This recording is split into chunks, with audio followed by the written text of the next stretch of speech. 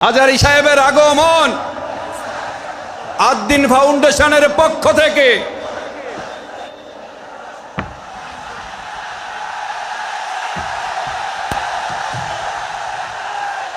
লিল্লাহে তাকবীর, লিল্লাহে তাকবীর।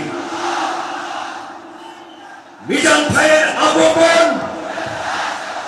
শুভেচ্ছা স্বাগতম।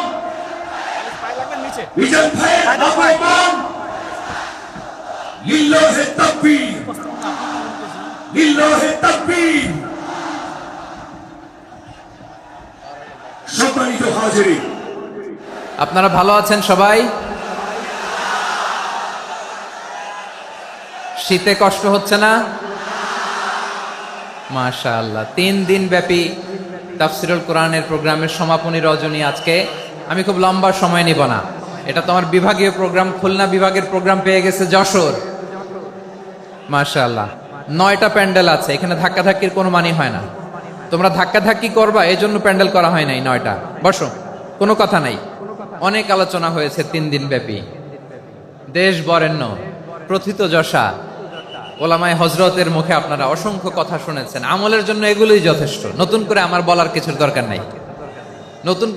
নতুন করে উপস্থাপনের মতো বলার মতো আমার কাছে কিছু নাইও। যা বলার 1500 বছর আগে আল্লাহ তাআলা উম্মাকে বলে দিয়েছেন, ঠিক কিনা? এমন কিতাব দান করেছে যে কিতাবে ভুল নাই। যতই পড়ি ততই শেখা যায়। বিয়ন্ডলেস, বাউন্ডলেস, বটমলেস, কুল কিনারা নাই, কুল কিনারাবিহীন সাগর। পড়েন সুবহানাল্লাহ। আসুন এখানে আসার বসার এই প্রোগ্রামে অংশগ্রহণ করার উদ্দেশ্যকে, নিয়তকে আমরা খালিস করে নেই। আজকে আমরা যা শুনবো শিখবো আমলের নিয়তে শুনবো, ঠিক কিনা বলেন? শেষ পর্যন্ত নীরবতা বজায় রাখবো। আমি উঠবো, আপনারা উঠবেন। এর আগে ওঠা যাবে না। স্কেডিউলে একটু চেঞ্জ এসেছে, এশার সালাত হয়নি। আমার আলোচনার পরপরই আজান হবে। এশার সালাতে আমরা জামাতে অংশগ্রহণ করে একসাথে বিদায় নেব ইনশাল্লাহ। বলেন, যে টপিকটি নিয়ে আমি আপনাদের সামনে আজকে কথা বলতে চাই, টপিকটি অনেক গুরুত্বপূর্ণ। টপিকটি হচ্ছে হিউম্যান রিসোর্স ডেভেলপমেন্ট, মানব সম্পদ উন্নয়ন। কারণ আল্লাহ তাআলা আমাদের যা দেখ আর না দেখ এটা দিছে। মানুষ আর মানুষ, 18 কোটি মানুষ, ঠিক কিনা? এই 18 কোটির জনসংখ্যার দেশে বসবাস করে আমরা খুশি না বেজার? খুশি হইতে হবে, বেজার হইেন না। জাপানের খবর জানেন? তাদের গ্রোথ রেট নিচের দিকে, উল্টো। জনসংখ্যা নাই, বাচ্চা নিলে, সন্তান নিলে গভর্নমেন্ট তাদের টাকা দেয়। আমাদেরকে আল্লাহ তাআলা দয়া করে মায়া করে এই সম্পদটা দিয়েছেন। এই মানব সম্পদকে যেন আমরা কাজে লাগাই ইনশাআল্লাহ। পড়েন সবাই। হিউম্যান রিসোর্স ডেভেলপমেন্ট অনেক জনগুরুত্বপূর্ণ বিষয়, খুব সেন্সিটিভ বিষয়, বুঝতে হবে। যশোরের স্মার্ট ছেলেরা, এই যে আমি যাদেরকে দেখতে পাচ্ছি, all are the Gen Z of Jashore. যা জেন জি, ওরা স্মার্ট, ওরা ইশারা ইঙ্গিতে কাজ করে। এই যে পুরো গদি উল্টায় দিছে, ঠিক কিনা? 24-এর ছাত্র নাগরিক অভ্যুত্থান আমাদের দেখিয়ে দিচ্ছে কিভাবে চোখের ইশারায় গদি উল্টে দিতে হয়। তো জেনজিদের নিয়ে বসেছি। ওরা তো স্মার্ট, ওরা ডিস্টার্ব করবে না। মেহরবানি করে আমার সাথে কানেক্ট করো, 1 to 1, brain to brain, eye to eye, eye contact করো আমার সাথে। তাকাও, কষ্ট হলো আমার দিকে তাকাও, আওয়াজ করা যাবে না, আমার দিকে তাকাও। প্রিয় ভাইয়েরা, হিউম্যান রিসোর্স ডেভেলপমেন্টের ব্যাপারে কিছু কথা বলবো। এই যে আমাদের বিশাল জনসংখ্যা, এই জনসংখ্যাকে কি করে জনসম্পদে রূপান্তরিত করা যায় এ ব্যাপারে কথা বলবো। আমি সূরাতু বনী ইসরাইলের 70 নম্বর আয়াত তেলাওয়াত করেছি। এই আয়াতের আলোকে কিছু কথা আমি আপনাদের সামনে বলবো। আল্লাহ তাআলা ইরশাদ করছেন, ওয়ালাকাদ কাররামনা বনী আদম ওয়া হামালনাহুম ফিল বাররি ওয়াল বাহরি ওয়া রাযাকনাহুম মিনাত তাইয়্যিবাত ওয়া ফাদ্দালনাহুম আলা কাসীরিম মিম্মান খালাকনা তাফদীলা। পড়েন আল্লাহু আকবার। রব্বুল আলামিন বলেন, ওয়ালাকাদ কাররামনা বনী আদম, আমি বনী আদমকে সম্মানিত করেছি, বনী আদমকে মর্যাদা দিয়েছি।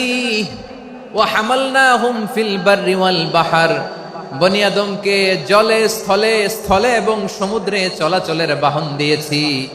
ওয়ারাযাকনাহুম মিনাত তাইয়্যিবাত, তাদেরকে পবিত্র রিজিকের বন্দোবস্ত করেছি। ওয়া ফাদ্দালনাহুম আলা কাসীরিম মিম্মান খালাকনা তাফদীলা, আর আমি আল্লাহ যাদেরকে সৃষ্টি করেছি তাদের মধ্য থেকে বনি আদমকে আমি শ্রেষ্ঠ বানিয়েছি। আমরা শ্রেষ্ঠ, আমরা আশরাফুল মাখলুকাত। আমরা কি? এই যে এমনি চিল্লাচিল্লি করে, জিজ্ঞেস করলে বলে না। আমরা আশরাফুল মাখলুকাত। আমরা কি? শ্রেষ্ঠ, সবার চেয়ে সেরা। আমাদের মতো করে আল্লাহ কাউকে বানায় নাই। দুই পায়ে ভর করে শির দ্বারা এরকম স্ট্যান্ড রেখে মাথা উঁচু করে দাঁড়াতে পারে এরকম কোন প্রাণী পৃথিবীতে আছে? এজন্য আল্লাহ বলেন ওয়ালাকাদ কাররামনা বানি আদম, আমি বনি আদমকে সম্মানিত করেছি, তাদেরকে আমি মর্যাদা দিয়েছি। তাদেরকে আমি যত মর্যাদা দিয়েছি আমার কোন সৃষ্টিকে এত মর্যাদা দেই নাই। পড়েন সুবহানাল্লাহ। I have dignified the status of the sons of Adam. আদমের সব সন্তানের মর্যাদা আমি বাড়িয়েছি। আল্লাহ এখানে বলেননি ওয়ালাকাদ কাররামনাল মুমিনিন, আমি মুমিনের মর্যাদা বাড়িয়েছি, বলেছেন? আল্লাহ এখানে বলেন নাই ওয়ালাকাদ কাররামনাল মুসলিমিন, আমি মুসলিমের মর্যাদা বাড়িয়েছি। আল্লাহ বলেছেন ওয়ালাকাদ কাররামনা বানি আদম, আমি বনি আদমের সম্মান বাড়িয়েছি। হোক সে মুমিন কিংবা কাফের, মুসলিম কিংবা মুশরিক, আস্তিক কিংবা নাস্তিক, আরব কিংবা অনারব, যেই হোক না কেন আদম সন্তান সবগুলার মর্যাদা বাড়ায় দিয়েছে কে? সবার মর্যাদা আল্লাহ বাড়িয়েছে। মানুষ হিসেবে মর্যাদা। বিশ্বনবী সাল্লাল্লাহু আলাইহি ওয়াসাল্লাম ইহুদির লাশ দেখে দাঁড়িয়ে গেলেন। কার লাশ? আমার যশোরের ভাইয়েরা আওয়াজ করে বলুন, কার লাশ? ইহুদির লাশ দেখে দাঁড়ায় গেলেন। সাহাবারা বললেন ইয়া রাসূলুল্লাহ, আপনি দাঁড়ালেন যে, এটা তো ইহুদির লাশ। বিশ্বনবী বললেন আওয়ালাইসাত নাফসান, এটা কি মানুষ নয়? এটা হোক ইহুদি হোক খ্রিস্টান, এটা তো মানুষ। আমি মানুষ দেখে দাঁড়িয়েছি। আই স্যালিউট দ্য হিউম্যানিটি, আমি মানবতাকে সম্মান করেছি। পড়েন সুবহানাল্লাহ। তাহলে এই জমিনে মানুষের মর্যাদা বেশি, হোক আস্তিক হোক নাস্তিক, হোক মুমিন কিংবা কাফের। আদমের সন্তান হলে, মানুষ হলেই তার মর্যাদা বাড়িয়েছে কে? আমার কলিজার টুকরা যশোরের ভাইয়েরা, মানুষের মর্যাদা আল্লাহ এত বাড়িয়েছেন। মানুষ জীবিত থাকলেও যেমনি মর্যাদাবান, মরে গেলেও মর্যাদাবান। সুবহানাল্লাহ পড়েন। মানুষ মরে গেলে এই ডেড বডিটা কি হয়? পচে যায়, গলে যায়, মাটির সাথে মিশে যায়। তাই বলে আপনি ডেড বডির সাথে যাচ্ছে তাই করতে পারবেন না? পারবেন? কেউ যদি অন্যায় করে তাকে যদি আপনি শাস্তির আওতায় আনেন, যা মনে চায় করতে পারবেন না। তারা আগুন দিয়ে পোড়াতে পারবেন না, নাক কাটতে পারবেন না, কান কাটতে পারবেন না, অঙ্গ বিকৃতি করতে পারবেন না। কারণ মানব জাতির মর্যাদা স্বয়ং দিয়েছে কে? ডেড বডি পচে যাবে, গলে যাবে। তারপর ইসলাম বলে না, খবরদার, এই মরা লাশটারও একটা মর্যাদা আছে না নাই? ইসলাম বলে এই লাশটা গলে যাবে, পচে যাবে, কিন্তু এটার অমর্যাদা করো না। কর্পূর দিয়ে, খেজুর পাতা দিয়ে, এটাকে ওয়ার্ম ওয়াটার দিয়ে, গরম পানি দিয়ে ধৌত করো। সাদা শুভ্র ধবধবে কাপড় দিয়ে লাশটাকে তুমি কাভার করো। তারপরে খাটিয়ার মধ্যে লাশটাকে রেখে বিশাল একটা প্রোগ্রাম করো, একটা ফিউনারাল প্রোগ্রাম করো। ওই প্রোগ্রামের ডানে বায়ে পেছনে লাশটারে রাখলে হবে না, প্রোগ্রামের একেবারে সামনটাতে তুমি লাশটাকে রাখো। সুবহানাল্লাহ। একটা ফিউনারাল প্রোগ্রাম করতে হবে, তাকে শেষ বিদায় জানাতে হবে, যেটাকে আমরা জানাজা বলি। কি বলি? জানাজা মানে মাইয়েতের জন্য দোয়া, তার জন্য দোয়া করা হয়। তাকে একটা সিস্টেমেটিক অর্ডারে কবরে রাখা হয়, সুন্দরভাবে সেটাকে কবরস্থ করা হয়, মাটি দেয়া হয়, পানি দেয়া হয়। তার মানে মরে গেলেও মানুষের সম্মান বাড়ায় দিয়েছে কে? এজন্য আল্লাহ বললেন ওয়ালাকাদ কাররামনা বানি আদম, বনি আদমের সম্মান মর্যাদা আমি আল্লাহ বাড়িয়ে দিয়েছি। মানুষের সম্মানে তুমি কখনো আঘাত করো না, ঠিক কি না? তাহলে ভাই, প্রথম মেসেজ হচ্ছে the first and foremost message tonight to the people of জাসর। আল্লাহ বলেন I have dignified the status of son of Adam, আমি বনি আদম সবার মর্যাদা বাড়িয়ে দিয়েছি। হোক আস্তিক নাস্তিক, হোক কাফের কিংবা মুশরিক, তার মর্যাদা বাড়াই দিছে কে? যখন বন্যা হয় আমরা ত্রাণ নিয়ে যাই, আমরা শুধু মুসলমানদেরকে ত্রাণ দেই নাকি?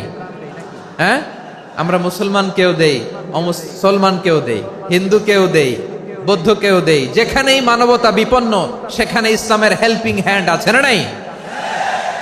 সুবহানাল্লাহ। কি দিন আমরা পেয়েছি, কি বিধান আমরা পেয়েছি। ওয়ালাকাদ কাররামনা বানি আদম। আমি বনি আদমকে সম্মানিত করেছি। এরপর আল্লাহ বললেন ওয়া হামালনাহুম ফিল বাররি ওয়াল বাহর, মানুষকে স্থলে এবং সমুদ্রে চলাচলের বাহন আমি দিয়েছি। স্থলে কিভাবে চলবে, জলে কিভাবে চলবে, এই বাহনের ব্যবস্থা করেছে কে? এই জেনজি, এই স্যামড়া, ইরাম করতেছো কিসের জন্য? হ্যাঁ, ইরাম করলে চলবি? হ্যাঁ, বস বস বস বস। আওয়াজ করতেছো কেন? দিবা না, কথা বলতে দিবা না আমাকে? তো এইটা বুঝি তোমাদের ভালোবাসার নমুনা? তোমাদের ভালোবাসার কারণে যদি আমি কোথাও দাঁড়াতেই না পারি, কোথাও বসতে না পারি, কোথাও দুটা কথা বলতে না পারি, এই ভালোবাসা দিয়ে কি হবে আমার? বরং ঘামতে ঘামতে ঘর্মাক্ত হব, রক্তাক্ত হব। কিন্তু সেন্ট্রাল থেকে, সেন্ট্রালি যে ইনস্ট্রাকশন আসবে, সেই ইনস্ট্রাকশনের এক চুল আমরা ডানে বায়ে যাব না। এইটা গণজাগরণের জন্য এইটা দরকার, ইসলামী বিপ্লবের জন্য এইটা দরকার। তো আধা ঘন্টা ধরে যদি তোমাদেরকে থামানোই না যায়, এই লস্কর দিয়ে আমি কি করব? আল্লাহর ওয়াস্তে নো নো নো স্লোগান, চুপচাপ একেবারে আমার দিকে তাকাও। আল্লাহ বললেন ওয়া হামালনাহুম ফিল বাররি ওয়াল বাহর, জলে স্থলে আমি চলাচলের যানবাহনের ব্যবস্থা করেছি। আমরা স্থলে ঘোড়ার উপরে চড়ি, উটের উপরে চড়ি, গাড়ির উপরে চড়ি। এই যে গাড়ির ইঞ্জিন বানাইছি আমরা, এটার মেধা দিয়েছে কে? আবার সাগরের মধ্যে আমরা নৌযান, জলযান, বড় বড় জাহাজ দিয়ে এক মহাদেশ থেকে আরেক মহাদেশ যাই, এক দেশ থেকে মালামালগুলো আরেক দেশে পাঠাই। সাগরের ভেতরে নৌকাগুলোরে ধরে রাখলো কে?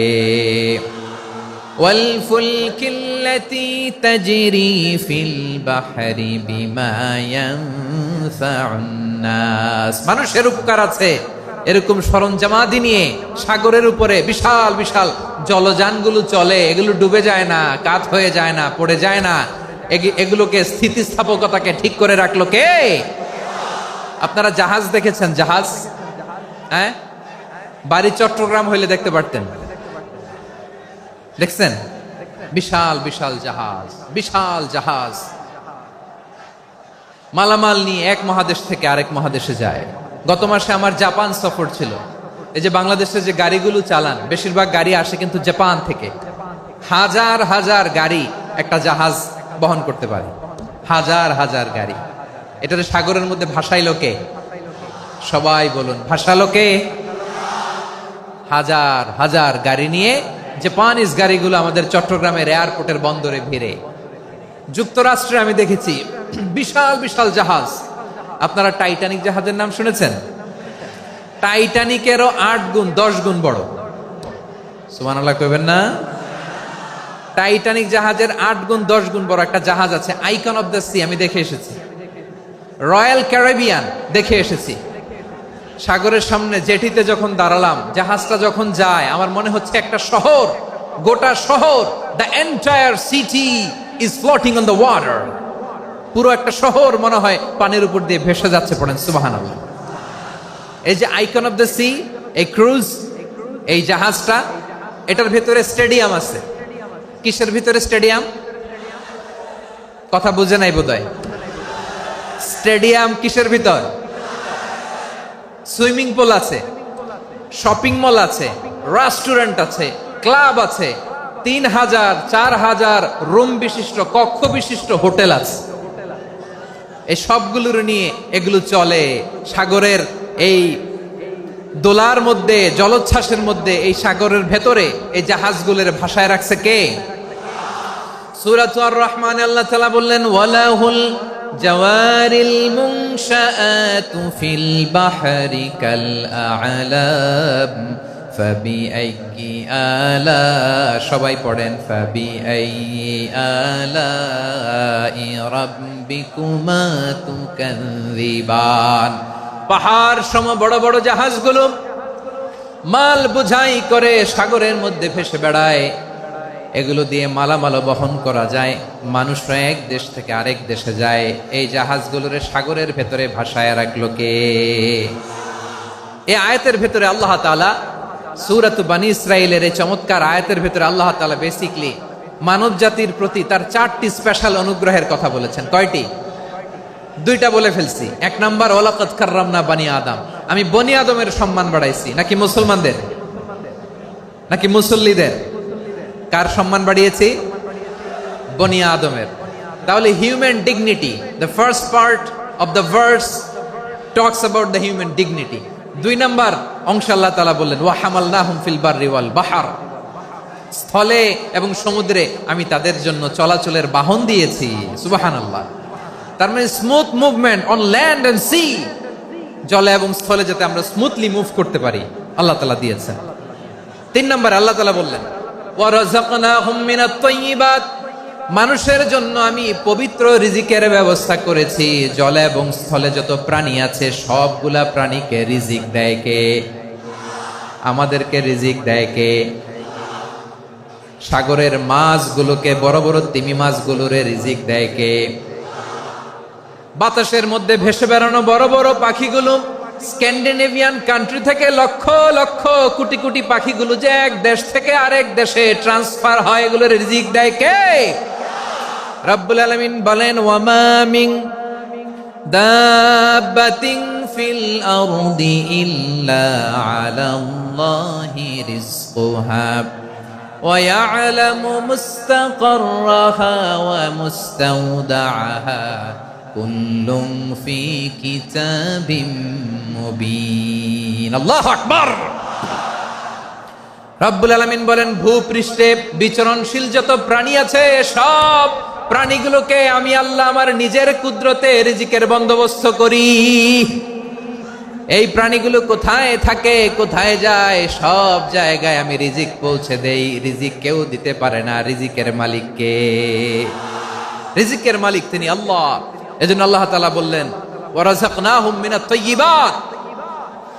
এরপর আল্লাহ বললেন ওয়া ফাদ্দালনাহুম আলা কাসীরিম মিম্মান খালাকনা তাফদীলা। আমি যত প্রাণী সৃষ্টি করেছি সকল প্রাণীর মধ্যে মানুষের মর্যাদা, শ্রেষ্ঠত্ব আমি দিয়েছি। সুবহানাল্লাহ পড়েন। তাহলে এক নম্বরে আল্লাহ বললেন আমি বনি আদমের মর্যাদা বাড়ালাম। এরপরে বললেন স্থলে এবং সমুদ্রে চলাচলের জন্য যানবাহন দিলাম। তিন নম্বরে আল্লাহ বললেন পবিত্র রিজিকের ব্যবস্থা করে দিলাম। এরপরে আল্লাহ বললেন যত প্রাণী আছে, সৃষ্টি আছে, সবগুলার উপরে আমি মানুষকে শ্রেষ্ঠত্ব দিলাম। সুবহানাল্লাহ। তাহলে সবচেয়ে বেশি শ্রেষ্ঠত্ব মানুষের। কার? মানুষের। শুধু তাই নয় প্রিয় ভাইরা, আকাশ এবং জমিনে যা কিছু আছে সবকিছু মানুষের জন্য, মানুষের কল্যাণে, মানুষের প্রয়োজনে, মানুষের বশীভূত করে সৃষ্টি করেছেন কে? রব্বুল আলামিন বলেন হুয়াল্লাযী খালাকা লাকুম মা ফিল আরদি জামিআ। এই জমিনের মধ্যে যা কিছু আমি আল্লাহ সৃষ্টি করেছি সব কিছু আমি মানুষের জন্য সৃষ্টি করেছি। পড়েন সুবহানাল্লাহ। হুয়াল্লাযী খালাকা লাকুম মা ফিল আরদি জামিআ, যা আছে সব আমাদের জন্য, সব আমাদেরকে সার্ভিস দেওয়ার জন্য, আমাদের উপকারের জন্য, আমাদের কল্যাণের জন্য। আওয়াজ করে সবাই পড়ুন আল্লাহু আকবার। অন্য আয়াতে আল্লাহ বললেন ওয়াসাখখারা লাকুম মা ফিস সামাওয়াতি ওয়া মা ফিল আরদি জামিআম মিন ইন্না ফি যালিকা লাআয়াতিন লিকাউমিন ইয়াতাফাক্কারুন।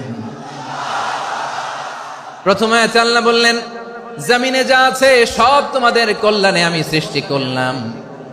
এরপরে আল্লাহ বললেন আকাশেও যা আছে সব তোমাদের জন্য সৃষ্টি করলাম, তোমাদের অনুগত বানায় দিলাম। পড়েন সুবহানাল্লাহ।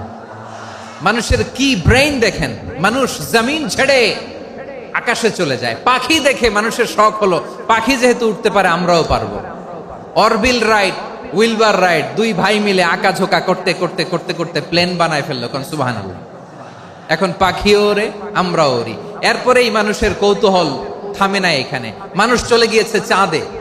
কোথায় গেছে? এখন কিন্তু চাঁদে জমি বিক্রি হয় জানেন। পৃথিবী নিয়ে মারামারি শেষ। রাশিয়া আমেরিকা এখন ধরছে চাঁদ আর মঙ্গল গ্রহ। এখন চাঁদে জমি বিক্রি হয়, মঙ্গলে জমি বিক্রি হয়।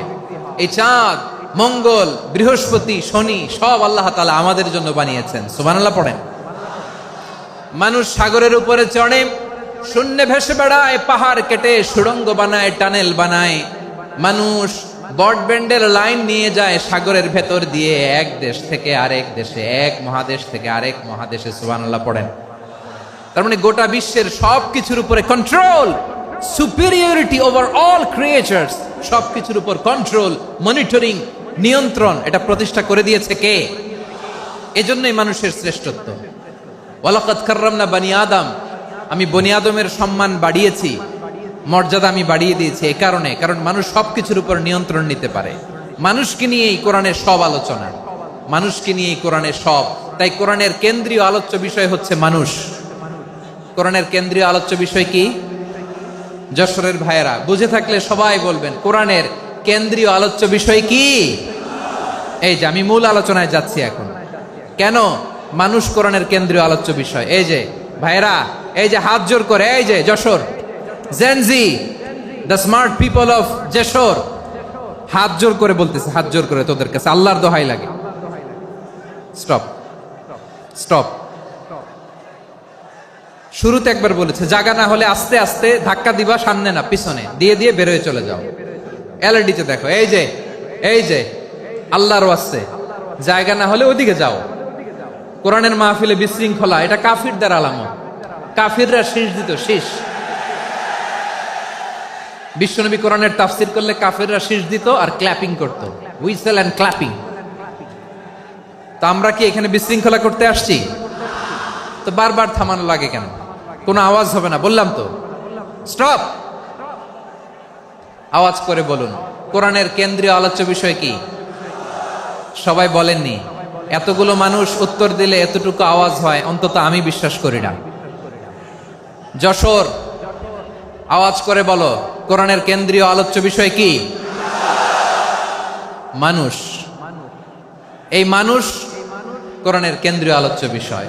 মানুষকে আল্লাহ স্বাধীনতা দিয়েছেন। ফামান শাআ ফালইউমিন ওয়া মান শাআ ফালইয়াকফুর। চাইলে মুমিন হতে পারো, চাইলে কাফের হতে পারো, তোমার ইচ্ছা। তবে জেনে রাখো, মুমিন হলে পাবা জান্নাত, কাফির হলে পাবা জাহান্নাম। নাও দ্য ডিসিশন ইজ ইয়ার্স। সিদ্ধান্ত তোমার, জান্নাতে যাবা না জাহান্নামে যাবা। যশোরের ভাইয়ের আওয়াজ করে বলুন, কই যেতে চান, জান্নাতে না জাহান্নামে? ডান দিকে না বাম দিকে? ডানপন্থী না বামপন্থী?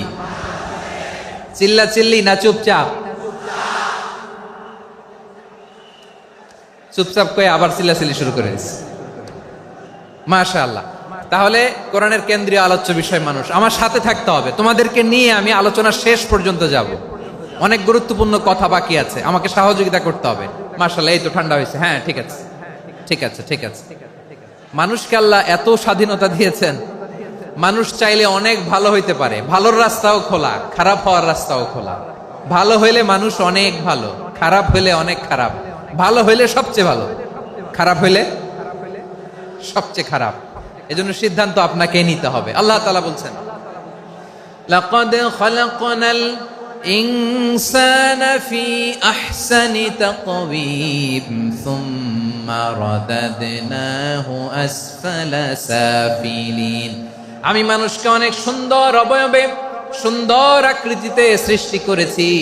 তার শুধু চেহারার ডিজাইনটাই সুন্দর নয়, তার ব্রেনটা বড্ড সুন্দর, তার মানসিকতা বড্ড সুন্দর, তার সৃজনশীলতা বড্ড সুন্দর। পড়েন সুবহানাল্লাহ।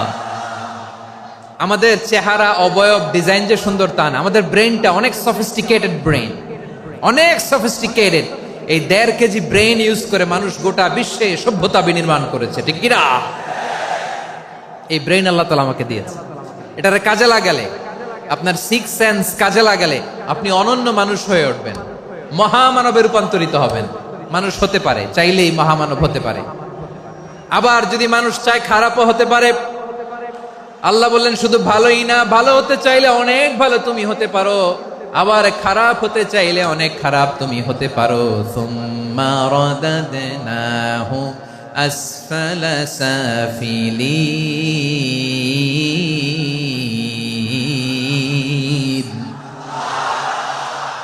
খারাপ হলে একেবারে খারাপ হতে পারো, নিকৃষ্ট হলে একেবারে নিকৃষ্ট হতে পারো, ভালো হলেও ভালো হতে পারো। কোন সুবহানাল্লাহ। এবার আওয়াজ করে বলুন, ভালো হতে চাই না খারাপ, শ্রেষ্ঠ না নিকৃষ্ট? মানুষ ভালো হলে মানুষ ফেরেশতার চেয়েও ভালো, মানুষ খারাপ হলে সে পশুর চেয়েও খারাপ। কথা ঠিক কিনা বলেন? ভালো হলে ফেরেশতার চেয়েও ভালো, খারাপ হলে পশুর চেয়েও নিকৃষ্ট। তার মানে শ্রেষ্ঠত্বে মানুষ, শ্রেষ্ঠত্বে ফেরেশতাকে হার মানায়, আর অধপতনে শ্রেষ্ঠত্বে ফেরেশতাকে ছাড়িয়ে যায়, আর অধপতনে পশুকেও হার মানায়। আই রিপিট, আমি আবারও বলছি, মানুষ শ্রেষ্ঠত্বে ফেরেশতাকে ছাড়িয়ে যায়, আর অধপতনে সে পশুকেও হার মানায়। আওয়াজ করে বলতে হবে ঠিক কি না? এটার প্রমাণ কি? মানুষ শ্রেষ্ঠ হইলে যে ফেরেশতার চেয়েও সেরা, তার প্রমাণ কি? আল্লাহ তাআলা বলছেন, ওয়া ইয কুলনা লিল মালাইকাতি ইসজুদু লি আদম ফাসাজাদু ইল্লা ইবলিস আবা ওয়াস্তাকবারা ওয়া কানা মিনাল কাফিরিন। আল্লাহ বলেন, স্মরণ করো সে সময়ের কথা যখন আমি ফেরেশতাদেরকে বললাম, ও ফেরেশতারা আদমকে সেজদা দাও। সব ফেরেশতারা সম্মান সূচক সেজদা আদমকে দিল, তারা আদমের জন্য সেজদায় লুটিয়ে পড়লো, একজন ছাড়া, তার নাম ইবলিস। আওয়াজ করে বলেন, তার নাম কি? সে অহংকার প্রদর্শন করলো, সে কাফের হয়ে গেল, বাকি সব ফেরেশতারা সেজদা দিল। সুবহানাল্লাহ। আবার আদম আলাইহিস সালামকে আল্লাহ জিজ্ঞেস করলেন, সব বলে দিল উত্তর, কিন্তু ফেরেশতাদেরকে একই প্রশ্ন জিজ্ঞেস করলেন, তারা উত্তর করতে পারে নাই। তার মানে এর মধ্য দিয়ে প্রমাণিত হয়, মানুষ ভালো হলে ফেরেশতার চেয়েও ভালো, ফেরেশতার চেয়েও মানুষের মর্যাদা বাড়িয়ে দিয়েছে কে? সব নূরের ফেরেশতা যখন মাটির আদমকে সেজদা দেয়, এটা প্রমাণ করে ফেরেশতার চেয়েও মানুষের মর্যাদা বাড়িয়ে দিয়েছে কে? তুমি মাটির আদমকে প্রথম সৃষ্টি করিয়া ঘোষণা করিয়া দিলে শ্রেষ্ঠ বলিয়া, তাই তো নূরের ফেরেশতা করে আদমকে সেজদা। ঠিক কিনা বলেন? তাই তো নূরের ফেরেশতা করে আদমকে সেজদা, সবার চেয়ে সম্মান দিলে মাটির আদমকে। আল্লাহু আল্লাহু তুমি জাল্লে জালালুহু, শেষ করা তো যায় না গে তোমার গুণগান। পড়েন না? পড়েন। আল্লাহু আল্লাহু তুমি জাল্লে জালালুহু, শেষ করা তো যায় না গে তোমার গুণগান। আল্লাহু আল্লাহু, আল্লাহু আকবার।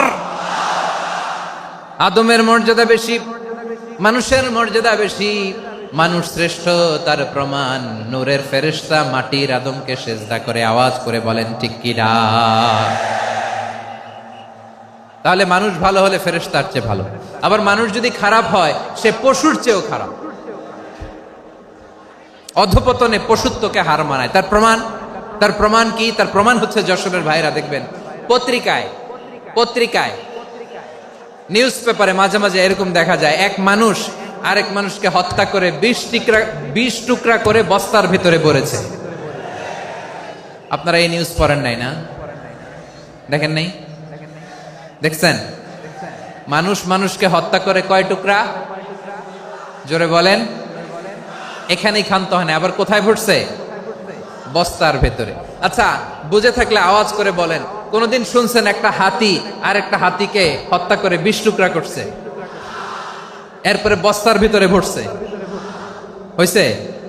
তাহলে দেখেন, মানুষ যদি খারাপ হয় সে পশুকেও হার মানায়। চিল্লায় বলো ঠিক কি না?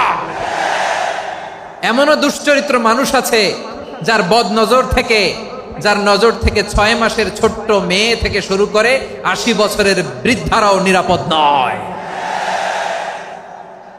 পশুকেও হার মানে। মানুষের ঘর জ্বালিয়ে পুড়ে মেসাকার করে দেয়, জনপদের পর জনপদ জ্বালায় দেয়, এরকম আছে না নাই? বোমা মেরে শহরগুলো উড়িয়ে দেয়। এই যে ইসরায়েল গাজার মধ্যে যে অ্যাটাক করেছে, এরা মসজিদ মানে নাই, মসজিদে বম ফেলেছে। এরা খ্রিস্টানদের চার্চ গির্জা মানে নাই, গির্জায় বম ফেলেছে। পৃথিবীর ইতিহাসে never happened in the history of the world that someone bombed on a hospital, on a ICU center. এমন হাসপাতাল যেখানে আইসিইউর রোগীরা আছে, ওই হাসপাতালের উপরও ইসরায়েলি সৈনিকেরা বোমা মেরেছে। জোরে বলেন ঠিক কিনা? এরা মানুষ? আওয়াজ করে বলেন, এরা মানুষ না। প্রিয় ভাইয়েরা, চোখ কান নাক মুখ থাকলেই মানুষ না। যা সামনে দেখেন এগুলো সব মানুষ না, এগুলো জনসংখ্যা। এগুলো কি? সবাই বলুন, এগুলো কি? বাড়ছে জনসংখ্যা, কমছে মানুষ। বাড়ছে জনসংখ্যা, কমছে। এই দুনিয়া এখন তো আর সেই দুনিয়া নাই, মানুষ নামের মানুষ আছে দুনিয়া বোঝাই, সেই মানুষের ভিড়ে আমার আসল মানুষ নাই। ঠিক কিনা? আসল মানুষের বড্ড অভাব, আসল মানুষের বড্ড অভাব। আমার ভাইয়েরা, মানুষ খারাপ হলে পশুকেও হার মানায়। আচ্ছা, আওয়াজ করে বলেন, এই যশোরের ছেলেরা এদিক তাকাও, আওয়াজ করে বলো, যে ইসরায়েলি সোলজাররা উপর থেকে বোমা মারল, তারাও মানুষ? তারাও কি? ওরাও রক্তে মাংসে মানুষ, ওদেরও পরিবার আছে। বোমা মেরে যেই মেয়েটাকে তারা অনাথ বানায়, ইয়াতিম বানায়, ও কিন্তু বাসায় ওর মেয়েটাকে রেখে আসছে। ঠিক কিনা বলেন? বম্বিং করে যে বাবাকে মেরে, স্বামীকে মেরে স্ত্রীকে বিধবা বানায়, তারও ঘরে স্ত্রী আছে। উপর থেকে বম মেরে মানুষ মেরে দিচ্ছে, তারাও মানুষ। 1945 সালের 6ই আগস্ট আমেরিকান সোলজাররা হিরোশিমায় বম মেরেছে। আমি নিজে দেখে এসেছি জাপানের হিরোশিমাতে। সকাল 8:15 মানুষ কেউ অফিসে যাচ্ছিল, কেউ খেতে খামারে কাজ করতে যাচ্ছিল। লিটল বয় নামে একটা বোম মেরেছে তারা। এই বোমের আঘাতে, পারমাণবিক এই বোমার রেডিয়েশনে আঘাতে বোম ব্লাস্ট হওয়ার পরে মুহূর্তের মধ্যে 1,40,000 নাই। উপর থেকে যারা মারতেছে এরাও মানুষ, যাদেরকে মারলো তারাও। তার মানে মানুষে মানুষে পার্থক্য আছে না? নেই? মানুষে মানুষে পার্থক্য আছে। নাক কান চোখ মুখ থাকলেই মানুষ নয়। বাড়ছে জনসংখ্যা, কমছে মানুষ। চিল্লায় বলো ঠিক কিনা? তাহলে আমরা বুঝলাম, মানুষ ভালো হলে অনেক ভালো, খারাপ হলে অনেক খারাপ। ও আমার কলিজার টুকরা যশোরের ভাইয়েরা, আসুন না 3 দিন ব্যাপী এই তাফসিরুল কোরআনের ঐতিহাসিক প্রোগ্রাম থেকে আমরা সিদ্ধান্ত নেই, আমরা ভালো মানুষ হব নাকি খারাপ মানুষ হব। কলিজা থেকে, প্রাণ থেকে আওয়াজ করে সবাই বলুন, ভালো মানুষ নাকি খারাপ মানুষ? ভালো মানুষ হইতে হবে।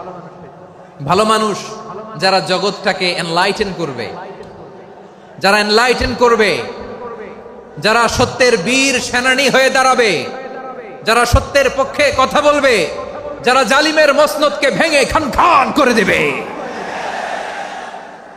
এরকম হওয়ার দরকার আছে না নাই? এরকম ভালো মানুষ আমরা হতে চাই কি চাই না? মানুষকে যত্ন নিলে মানুষ যে কত ভালো হয় আপনি কল্পনাও করতে পারবেন না।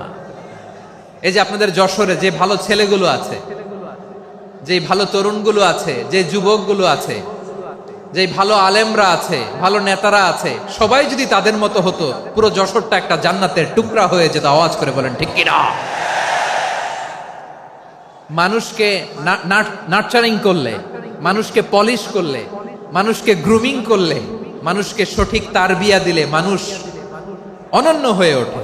প্রতিটি মানুষ অনন্য। আমি অনন্য, আপনি অনন্য, আমরা সবাই অনন্য। সুবহানাল্লাহ বলেন। মানুষকে আল্লাহ তাআলা দিয়েছেন অসীম ক্ষমতা, অসীম ক্ষমতা। সুবহানাল্লাহ। একটা মানুষ পারে না এমন কিছু নাই, একটা মানুষ পারে না এমন কিছু নাই। বিশ্বাস করতে হবে, মানুষ যা কল্পনা করতে পারে ওইটা মানুষ করে দেখাতে পারে। যশোরের ভাইয়ের, আই রিপিট, আমি আবারও বলছি, এই চিল্লাচিল্লি করলে আমার এই গুরুত্বপূর্ণ কথা তোমরা মিস করবা। আমরা যখন আমার পিতার পৃষ্ঠদেশে ছিলাম, পিতার পৃষ্ঠদেশ থেকে শুক্রাণু যখন মায়ের গর্ভদেশে যেয়ে পড়ে, কতটা শুক্রাণু ভ্রমণ শুরু করে জানো? 20 কোটি শুক্রাণু। একবার সিমেন আউট হলে সেখানে 20 কোটি শুক্রাণু থাকে, ভ্রমণ শুরু করে। ওই 20 কোটি শুক্রাণুর মধ্যে থেকে তুমি আমি আজকে এক বিকশিত শুক্রাণু মানব রূপে পৃথিবীতে এসেছি। সুবহানাল্লাহ। ওই 20 কোটি শুক্রাণুর প্রতিযোগিতায় সবাইরে পেছনে ফেলে সেদিন আমি সফল হয়েছিলাম, সেদিন আমি বিজয়ী হয়েছিলাম। সেদিন আমি এত ছোট ছিলাম, মাইক্রোস্কোপ দিয়েও আমার অস্তিত্ব টের পাওয়া যায় না। আমি এত তুচ্ছ ছিলাম, নগণ্য ছিলাম, আমার কান ছিল না, আমার চোখ ছিল না, আমার হাত ছিল না, আমার জন্য রিকমেন্ডেশন করার মতো মামু ছিল না, খালা ছিল না, কেউ ছিল না। তারপরেও ওই প্রতিযোগিতায়, ওই কম্পিটিশনে যখন আমারে কেউ হারাতে পারে নাই, আল্লাহর জমিনেও আমারে কেউ হারাতে পারে না।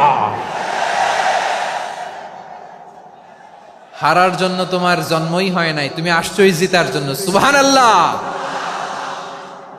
বিশ্বনবী বলেন, আন্নাসু মাআদিন কামাআদিনি যাহাবি ওয়াল ফিদ্দা খিয়ারুহুম ফিল জাহিলিয়াতি খিয়ারুহুম ফিল ইসলাম। Peoples are like mines of gold and silver. সোনার খনি, রূপার খনি, এর চেয়েও বড় খনি হচ্ছে এই মানব সম্পদের খনি। আওয়াজ করে বলেন আল্লাহু আকবার। আল্লাহ তাআলা এই সম্পদ আমাদেরকে দিয়েছে। বিশ্বনবী বলেন, মানুষ হচ্ছে খনির মতো। খিয়ারুহুম ফিল জাহিলিয়াতি খিয়ারুহুম ফিল ইসলাম। জাহিলি যুগে যারা সেরা, ইসলামেও তারা সেরা। ইদা ফাকুহু, যদি তারা বুঝবান হয় তাহলে তাদেরকে সেরা বানায় দিবে কে? তাহলে মানুষের চেয়ে সেরা কেউ হতে পারে? মানুষের চেয়ে অনন্য কেউ হতে পারে? মানুষকে কেউ হারাতে পারে? আওয়াজ করে বলো, তোমাকে কেউ হারাতে পারবে? এই সাহস জাগছে আজকের আলোচনা থেকে। আমি তুমি অনন্য, আমাকে তোমাকে হারায়া দেওয়া এত সহজ না, ঠিক কিনা? একটা কথা জীবনের সাথে সেট করে নিতে হবে, আমি জিতি নয় শিখি, আমি কখনো হারি না। জীবনের সাথে সেট করে নাও, জেনজি অফ জেসর, আমি কখনো হারি না, আমি হয় জিতি নয় শিখি। চিল্লায় বলো ঠিক কিনা? আমি কখনো হারি না, আমার হারানো এত সোজা না। কি সাহস জাগছে? বুকে সাহস জাগছে? তাকবীর পড়ো, লিল্লাহে তাকবীর। তাহলে বিশ্বনবী বললেন, নাসু মাআদিন, মানুষ হচ্ছে খনি। এই ধাক্কা ধাক্কি, আমি জানি এগুলো ভালোবাসার ধাক্কা ধাক্কি, এজন্য আমি সহ্য করে নেই। এগুলো যে ভালোবাসার ধাক্কা ধাক্কি, এটা আমরা বুঝি। পৃথিবীর কোন আইন, সিকিউরিটি প্রটোকল দিয়ে এটারে মানানো যাবে না, কারণ এটা তো ভালোবাসা, লাভ। লাভ কোন আইন কানুন দিয়ে বাধা যায় না, মানানো যায় না, ঠিক কিনা বলো?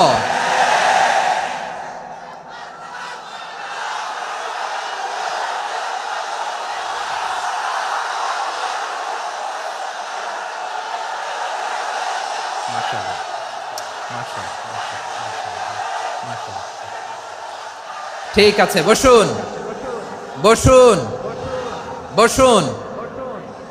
আল নাসু মাআদিন, মানুষ হচ্ছে খনি।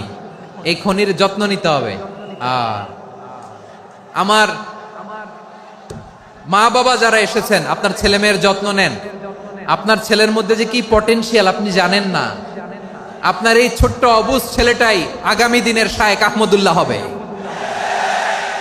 আপনার হেফজখানায় পড়া ওই ছোট্ট ছেলেটাই আগামী দিনের আল্লামা মামুনুল হক হবে।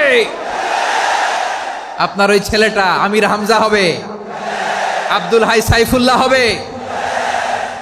এভাবে বড় বড় আলেম হবে, তারা যুগশ্রেষ্ঠ আলেম হবে। সেই একদিন এই বাংলাদেশের পার্লামেন্টে যে বক্তব্য দিয়ে যশোরের পক্ষে কথা বলবে।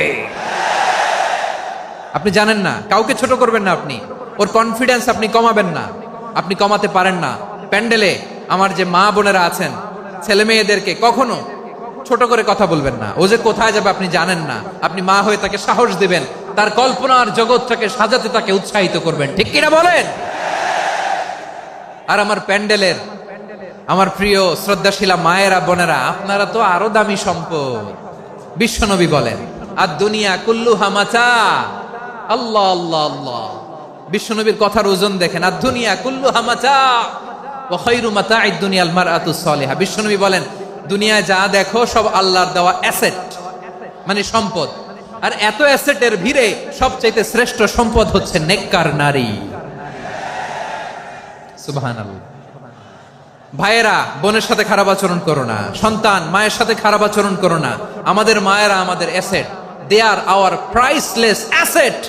কারণ এই মায়েদের পেটে এসেছে আল্লাহর ওলিরা, এই মায়েদের পেটে এসেছে খান জাহান আলী, এই মায়ের পেটে এসেছে শাহজালাল ইয়ামানি, এই মায়ের পেটে এসেছে আল্লাহর সব নবীরা। নাকি নবীরা আকাশ থেকে ধপ করে জমিনে নেমে আসছে? মায়ের পেটে আসছে। এই মায়ের পেটগুলো খনি। আমার সম্মানিতা মায়েরা, বোনেরা, নিজেকে ইসলাম দিয়ে সাজান, নিজেকে ইসলাম দিয়ে সাজান, নিজেকে পবিত্র রাখুন, নিজের আব্রু ইমান ইজ্জতের হেফাজত করুন, কোরআন পড়ুন, সুন্নাহ পড়ুন। আপনি জানেন না আপনার গর্ভে কে আসছে, কোন ক্ষণজন্মা পুরুষকে আল্লাহ তাআলা আপনার গর্ভে পাঠাবে আপনি জানেন না। মায়েরা, নিজেদেরকে পবিত্র রাখুন, ইসলাম চর্চা করুন, কোরআন চর্চা করুন, নৈতিকতা দিয়ে নিজেকে সাজান। যশোরের জেনজি, নিজেদেরকে প্রস্তুত রাখো আগামীর বাংলাদেশের জন্য। নৈতিকতা, মোরালিটি, ভ্যালিউজ দিয়ে নিজেকে সাজাও, ইসলাম দিয়ে নিজেকে সাজাও, কারণ আগামীর বাংলাদেশ ইসলামের বাংলাদেশ। বাংলাদেশের আসল পরিচয় ইসলাম। বাংলাদেশের আসল পরিচয় কি? সবাই বলে না। বাংলাদেশের আসল পরিচয় কি? এই ইসলাম নিয়ে আমরা সংসদ ভবন সাজাবো, রাজি আছি না নাই? শেকড় ভুলে যাওয়া যাবে না। আমরা ধাপে ধাপে শারিয়া আইনের দিকে যাব ইনশাআল্লাহ, কিন্তু জঙ্গিবাদ দিয়ে নয়, কট্টর পন্থা দিয়ে নয়। আমরা ইন্টেলেকচুয়ালি, গ্রাজুয়ালি, ধাপে ধাপে শারিয়া আইনের দিকে মুভ করব ইনশাআল্লাহ। বলো লিল্লাহি তাকবীর। এদেশের আসল পরিচয় সবাই বলে না, আওয়াজ করে, এদেশের আসল পরিচয়। এদেশে আজান শুনে সূর্য ওঠে শহর গ্রামে, এদেশে আজান শুনে সূর্য ডুবে সন্ধ্যা নামে, এদেশে সকল কাজে সবাই বলে বিসমিল্লাহ, এদেশে ভালো কিছু দেখে শুনে হাসি মুখে সবাই বলে মাশা আল্লাহ, সুবহানাল্লাহ, সুবহানাল্লাহ, সুবহানাল্লাহ, সুবহানাল্লাহ, সুবহানাল্লাহ, সুবহানাল্লাহ, সুবহানাল্লাহ, সুবহানাল্লাহ। ও নবীন তরুণ, তোমার কিসের এত ভয়? জেনে রেখো বাংলাদেশের আসল পরিচয়। বাংলাদেশের আসল পরিচয় ইসলাম। আওয়াজ তুলে বলো, আসল পরিচয় কি? এদেশে পরস্পরে দেখা হলে দেয় সালাম, এদেশে আমজনতার হৃদয় জুড়ে পাক্কালাম, ঠিক কি না? এদেশে বিপদ এলে সর্বজনে সর্বক্ষণে দোয়া পড়ে ইন্না লিল্লাহ, সুবহানাল্লাহ, সুবহানাল্লাহ, সুবহানাল্লাহ, সুবহানাল্লাহ। এদেশে আজান শুনে সূর্য ওঠে শহর গ্রামে, এদেশে আজান শুনে সূর্য ডুবে সন্ধ্যা নামে, এদেশে সকল কাজে সবাই বলে বিসমিল্লাহ, এদেশে ভালো কিছু দেখে শুনে হাসি মুখে সবাই বলে মাশা আল্লাহ, সুবহানাল্লাহ। আওয়াজ করে সুবহানাল্লাহ, সুবহানাল্লাহ, সুবহানাল্লাহ, সুবহানাল্লাহ। সবাই একসাথে সুবহানাল্লাহ, সুবহানাল্লাহ, সুবহানাল্লাহ, সুবহানাল্লাহ। এদেশের আসল পরিচয় কি? আওয়াজ করে বলতে ভয় লাগে। এদেশের আসল পরিচয় কি? ইসলাম দিয়ে আমাদের সংসদ ভবন চলুক, আমরা চাই কি চাই না? বঙ্গভবনে লা ইলাহা ইল্লাল্লাহর পতাকা উড়ুক, আমরা চাই কি চাই না? প্রতিটি জেলা অফিসে, ডিসি অফিসে লা ইলাহার পতাকা ঝুলুক, আমরা চাই কি চাই না? কারা কারা চাই হাত তুলে আল্লাহরে দেখায়।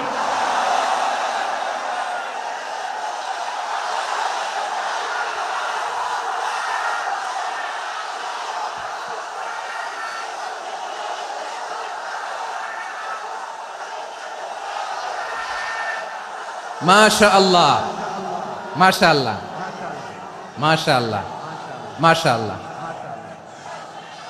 যশোর, আওয়াজ করে বলো, ভালো মানুষ না খারাপ মানুষ? বুঝে বলছো তো? মানুষ ভালো হলে যে কত ভালো। এই মানুষকে যত্ন নিলে, মানুষকে মানুষ বানালে যে সে কি হতে পারে শুনবা? হ্যাঁ, নাকি মোনাজাত দিয়ে দিব? শুনবা? তাহলে থামতে হবে। থামো, আমি যখন বলবো থামো থামো, তাকবীরের সময় দিলে তাকবীর, থামো থামো। মানুষকে যত্ন নিলে, এই এদিকে এদিকে, ড্রোন নামায় ফেল, হয়েছে ড্রোনের ফুটেজ হয়ে গেছে, এবার ড্রোন নামায় ফেল, আমার দিকে তাকাও। মানুষকে, তোমরা এদিক সেদিক তাকালে তো গুরুত্বপূর্ণ পয়েন্ট মিস হয়ে যাবে। এদিকে এদিকে, হ্যাঁ মাস ঠিক আছে, এদিকে। মানুষকে যত্ন নিলে মানুষের মধ্যে যারা কি পটেনশিয়াল রেখেছে, আমি জাপানের দুইটা উদাহরণ দেই। জাপানের, এই এই এভাবে এভাবে হবে, হয় বসো নয় পেছনে, কথা নাই, কথা তো বলাই যাবে না, হারাম কথা বলা আছে, একেবারে চুপ। আজকের জন্য হারাম করে দিছে আমি, এই কিছু সময়ের জন্য একেবারে নিষিদ্ধ। জাপানের দুইটা উদাহরণ দেই, খেয়াল করে একটু শুনেন, বুঝবেন। আল্লাহ, 2022 সালে জাপানের সাথে জার্মানির খেলা, ফিফা ওয়ার্ল্ড কাপ 2022। এক পক্ষে জাপান, আরেক পক্ষে কোন দেশ? কথা শুনে নাই। এক পক্ষে কোন দেশ, আরেক পক্ষে সবাই, এক পক্ষে আরেক পক্ষে। ওই খেলায় জিতেছিল জাপান, জিতেছিল 22 সালের এই ফিফা ওয়ার্ল্ড কাপে জাপান ফুটবল খেলায় জিতে, as a part of their celebration তারা খেলার পরে পুরো স্টেডিয়ামটারে ক্লিন করে, the fan base of Japan, lakh lakh মানুষ খেলা দেখতে যায়, তো এত ডাস্টবিনও তো নাই, তো যারা ডাস্টবিনে জায়গা পায় নাই তারা এই যে চকলেটের প্যাকেট, পানির বোতল, চিপসের প্যাকেট তারা এদিকে সেদিকে রেখে দিয়েছে। জাপানের ভক্তরা, জাপানের ফলোয়াররা, as a part of their celebration তারা খেলার পরে পুরো স্টেডিয়ামের সব ময়লা আবর্জনা ক্লিন করে তারপরে বিদায় নিয়েছে।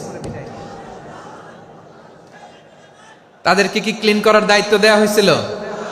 এই যশোর, জাপানের যে ছেলেরা খেলা দেখতে গেছিল ওদেরকে কি ক্লিন করার দায়িত্ব দিছিল? তারা কি স্টেডিয়ামের পরিচ্ছন্নতা কর্মী? তাদের আকল, তাদের সিক্স সেন্স তাদেরকে বলেছে। ছোটবেলা থেকে জাপান গভর্নমেন্ট ওদেরকে এত পরিচ্ছন্নতা শেখায়, ক্লিনলিনেস অ্যাওয়ারনেস ক্যাম্পেইন করায়। ক্লাসে আমি দেখেছি, ক্লাসে নিজের বেঞ্চ নিজে মুছে, ক্লাসের মাঝখানে একটা সময় দেয়, নিজের টেবিল নিজে মুছে, নিজের ক্লাসরুমটা নিজে পরিষ্কার করে, রাস্তাঘাটে একটা ধুলা নাই, ময়লা নাই, একটা টিস্যু নাই। খেলার পরে গোটা বিশ্বকে তাক লাগিয়ে দিয়েছে। জাপানের ফ্যানরা সবার রেখে যাওয়া গার্বেজ, টিস্যু, বোতল পরিষ্কার করে তারপরে স্টেডিয়াম থেকে বিদায় নিয়েছে। আমরা কেন এমন হইতে পারলাম না? আমরা কেন এমন হইতে পারলাম না? জাপানের যারা এগুলো করছে ওদের 3টা করে চোখ না? চোখ তো 3টা, জাপানো লাগো, জাপানো লাগো, হাত তো 4টা, কান তো 6টা, হ্যাঁ? নাকি আমার মতো 2 হাত 2 কানওয়ালা মানুষ? চোখে দেখলে ওটা মানুষ না। চিন্তা করছেন? তার মানে জাপানিজদেরকে যে গ্রুমিং করে শিখানোর মাধ্যমে পরিচ্ছন্ন বানানো গেছে, ওরা যেমনি মানুষ আমরাও মানুষ। আমাদের সন্তানদেরকে শেখালে তারাও পারবে, পারবে কিনা? 2 নম্বর উদাহরণ বলি। চট্টগ্রাম ফেনীতে যারা গিয়েছেন, মেঘনা গোমতী ব্রিজ প্রকল্প নাম শুনছেন? মেঘনা একটা ব্রিজ পার হওয়া লাগে। এই মেঘনা গোমতী, এখানে 3টা ব্রিজ, কাঁচপুর সহ এই 3টা ব্রিজের নির্মাণ কাজ, রেনোভেশনের কাজ দেয়া হয়েছিল জাপানের একটা কোম্পানিকে। কাকে? জাপানের কোম্পানি। নির্মাণ শেষে 738 কোটি টাকা বেঁচে গেছিল, এটা গভর্নমেন্টের হাতে দিয়ে তারা বিদায় নিয়েছে। কত টাকা? 738 কোটি টাকা। যত প্রাক্কলিত ব্যয় নির্ধারণ করা হয়েছে সব টাকা সরকার, তৎকালীন সরকার 2019-এর সরকার, কারা ছিল তো জানেন? এই 2019-এর সরকার তাদেরকে দিয়েছে। তারা রিনোভেশন নির্মাণ শেষে 738 কোটি টাকা অতিরিক্ত বেঁচে গেছিল, এটা আবার গভর্নমেন্টের হাতে বুঝাই দিয়ে তারা বিদায় নিচ্ছে। আমরা কেন এমন হইতে পারলাম না? জাপানের ওরাও মানুষ, আমরাও মানুষ, তার মানে মানুষে মানুষে পার্থক্য আছে না নাই? আচ্ছা, জাপানের 2টা উদাহরণ দিলাম, এবার আমার দেশের 2টা উদাহরণ দিব না? বাংলাদেশের 2টা উদাহরণ দেয়। 1 নম্বর উদাহরণ, গত সপ্তাহে আপনারা জানেন কক্সবাজার আমার একটা প্রোগ্রাম ছিল, তো হেলিকপ্টারে গিয়েছিলাম। ফেনী জেলা যখন পার হচ্ছি আমি দেখলাম 3টা উইন্ডমিল। উইন্ডমিল চিনেন তো?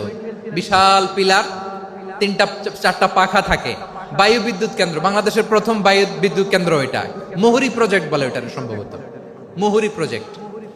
তো সাগরের বাতাসের ঝাপটায় এটা ঘুরে এনার্জি হয়, ইলেকট্রিসিটি উৎপাদন হয়। তো আমি পাইলটকে বললাম, ভাই এগুলো থেকে কেমন ইলেকট্রিসিটি উৎপাদন হয়? কয় হুজুর একটুও হয় না, কিছুই হয় না। কিছুই হয় না মানে? বলে হুজুর বাংলাদেশে যত উইন্ডমিল আছে এটার পাখা একটাও ঘুরে না। আল্লাহ, বলেন কি? তাহলে এই যে কোটি কোটি টাকা ব্যয় করে যে উইন্ডমিল, কয় হুজুর ভিতরে ফিটফাট, উপরে ফিটফাট, ভিতরে সদরঘাট। তার মানে কোটি কোটি টাকা দিয়ে এই উইন্ডমিল বানায়, এখানে কিছু নাই। দুর্নীতির আড্ডাখানা, আখড়াখানা বাংলাদেশ, ঠিক কিনা বলেন? হায় রে, জাপানিজরাও মানুষ, আমরাও মানুষ। আমার এক নিকটাত্মীয় সরকারি চাকরিজীবী, উনি আমাকে বললেন, বাংলাদেশের আর একটা উদাহরণ দেখ। উনি আমাকে বললেন যে প্রতি বছর আমাদের অফিসের ফার্নিচার চেঞ্জ করে। আমি বললাম প্রতি বছর ফার্নিচার চেঞ্জ করে কেন? বলে যে ফার্নিচার নতুন পারচেজ করলেই তো এখানে টাকা, নতুন কিনতে পারলেই টাকা, নতুন উন্নয়নের সবক শোনাতে পারলেই টাকা। প্রথম আলোর রিপোর্ট, কি আলো?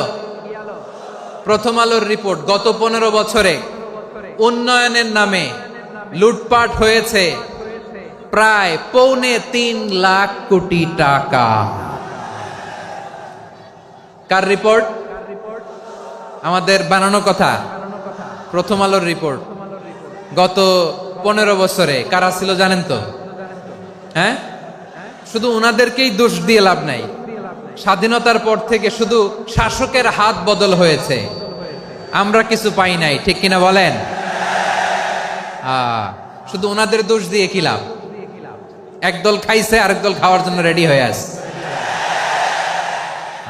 আমরা এরকম চাই না। আমরা চাই স্বাধীন সার্বভৌম বাংলাদেশ। আমরা চাই দুর্নীতিমুক্ত বাংলাদেশ। আমি নিউজটা যে কতবার পড়লাম, এটা কি সম্ভব? 3.25 লাখ কোটি টাকা লুটপাট, মানে লুটপাট করতে করতে এদেশের জনগণকে ফুটপাতে বসাই দিচ্ছে। প্রিয় ভাইয়েরা, তাহলে জাপানের মানুষও মানুষ, আমরাও মানুষ। সিদ্ধান্ত আপনার, কোন মানুষ হবেন, ভালো মানুষ না খারাপ মানুষ? আজকের আলোচনার বিষয় হচ্ছে মানব সম্পদের উন্নয়ন, human resource development. It's a process to increase the capacity of knowledge, skill, capacity of the people of a country. একটা দেশের মানুষের জ্ঞান, তাদের দক্ষতা কি করে বাড়ানো যায়, বাড়িয়ে দেশের উন্নয়ন করানো যায়, এটাই হচ্ছে মানব সম্পদ উন্নয়নের মূল কথা। তাহলে মানব সম্পদ হচ্ছে একটা দেশের সবচাইতে শক্তিশালী পুঁজি। প্রাকৃতিক সম্পদ, খনিজ সম্পদের চেয়েও দামি হচ্ছে মানব সম্পদ। আমার প্রিয় যশোর, প্রাকৃতিক সম্পদ, খনিজ সম্পদের চেয়ে দামি সম্পদ কি সম্পদ? আল্লাহ তাআলা দয়া করে আমাদেরকে এই মানব সম্পদ দিয়েছেন। আসুন আমাদের এই মানুষগুলোকে আমরা সোনার মানুষ বানাই। রাজি আছেন তো সবাই? রাজি আছেন? মানুষ পারে না এমন কোনো কিছু নাই, চাইলে সব পারে। এজন্য মানুষকে তারবিয়া দিতে হবে, যথাযথভাবে তাদেরকে গড়তে হবে। আসুন আমরা সিরাতের আয়নায় বিশ্বনবীর জীবনী থেকে দেখি তিনি কিভাবে হিউম্যান রিসোর্সকে ম্যানেজ করতেন। যদি আপনাদের সময় হয়, দু একটা উদাহরণ দিয়ে আজকে আমি আমার আলোচনার বিদায় নিব। হবে সময় হবে কয়েক মিনিট? হ্যাঁ, শান্ত থাকবেন তো? শান্ত থাকবা? হ্যাঁ, ঠিক আছে। এই ধাক্কার মধ্যে ঢুকছে, এবার মজা বুঝতেছো তো? হ্যাঁ, মানা করছিলাম না? ঠিক আছে, টের পাও। হ্যাঁ, ঠিক আছে। যে আওয়াজ করবে আমি ওকে দেখতেছি, কে কে আওয়াজ করে দেখতেছি। শেষ কথা, শেষের দিকে চলে আসছি। বিষ্ণু ইসলাম কিভাবে হিউম্যান রিসোর্সকে ম্যানেজ করতেন, মজার কথা আছে কয়েকটা, বলে বিদায় নিব। বিশ্বনবী কিভাবে এই মানব সম্পদকে ম্যানেজ করতেন। বিশ্বনবী, he was a very good talent hunter, চৌকস ট্যালেন্ট হান্টার ছিল। কার মধ্যে কি ট্যালেন্ট আছে দেখলেই বুঝে ফেলতেন। সুবহানাল্লাহ পড়বেন না? কি নবী আমরা পেয়েছি! He was a very good talent hunter. আমার নবী তিনি চৌকস ট্যালেন্ট হান্টার ছিলেন। কার মধ্যে কি প্রতিভা বের করতেন, ওই প্রতিভাকে ইসলামের কল্যাণে কাজে লাগাতেন। সুবহানাল্লাহ বলেন। যাকে যেই জায়গায় সেট করলে ভালো হবে তাকে ওই জায়গায় সেট করতেন। কয়েকজন সাহাবীর জীবনী শোনাই। আবু মাহজুরা রাদিয়াল্লাহু তাআলা আনহু, মক্কার মুয়াজ্জিন, আগে ছিল মুশরিক, পরে হইছে মুমিন। উনি কিভাবে মুমিন হইলেন এই ঘটনাটা একটু আপনাদের শোনাতে চাই। তা আপনাদের তো সময় নাই হাতে। হ্যাঁ, সময় আছে? এই যে এই জেনজি শেষ করে দিল আজকের প্রোগ্রামটা। 1 ঘন্টা ধাক্কা ধাক্কি করে কেমনে দাঁড়ায় আছে আমি বুঝলাম না।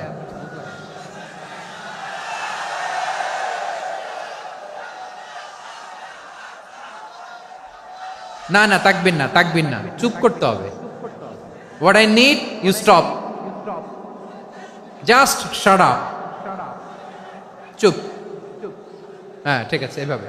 আবু মাহজুরা রাদিয়াল্লাহু তাআলা আনহু কিভাবে মুসলিম হলেন, আওয়াজ করে শুনেন। হুনাইনের যুদ্ধ 8ম হিজরি, বিষ্ণু ঈসা ইসলাম হুনাইনের যুদ্ধ শেষে ফিরতেছেন। পথিমধ্যে বেলাল রাদিয়াল্লাহু তাআলা আনহু, এই যে আবার কথা, আই রে আল্লাহ রে, এখানে ধাক্কা ধাক্কি কেন? চলে যাও, পেছনে যাও, যাও পেছনে যাও। কি আজীব তামাশা, যেখানে যায় এখানে ধাক্কা ধাক্কি, মারামারি, গায়ের উপরে কাঁধের উপরে শাউটিং।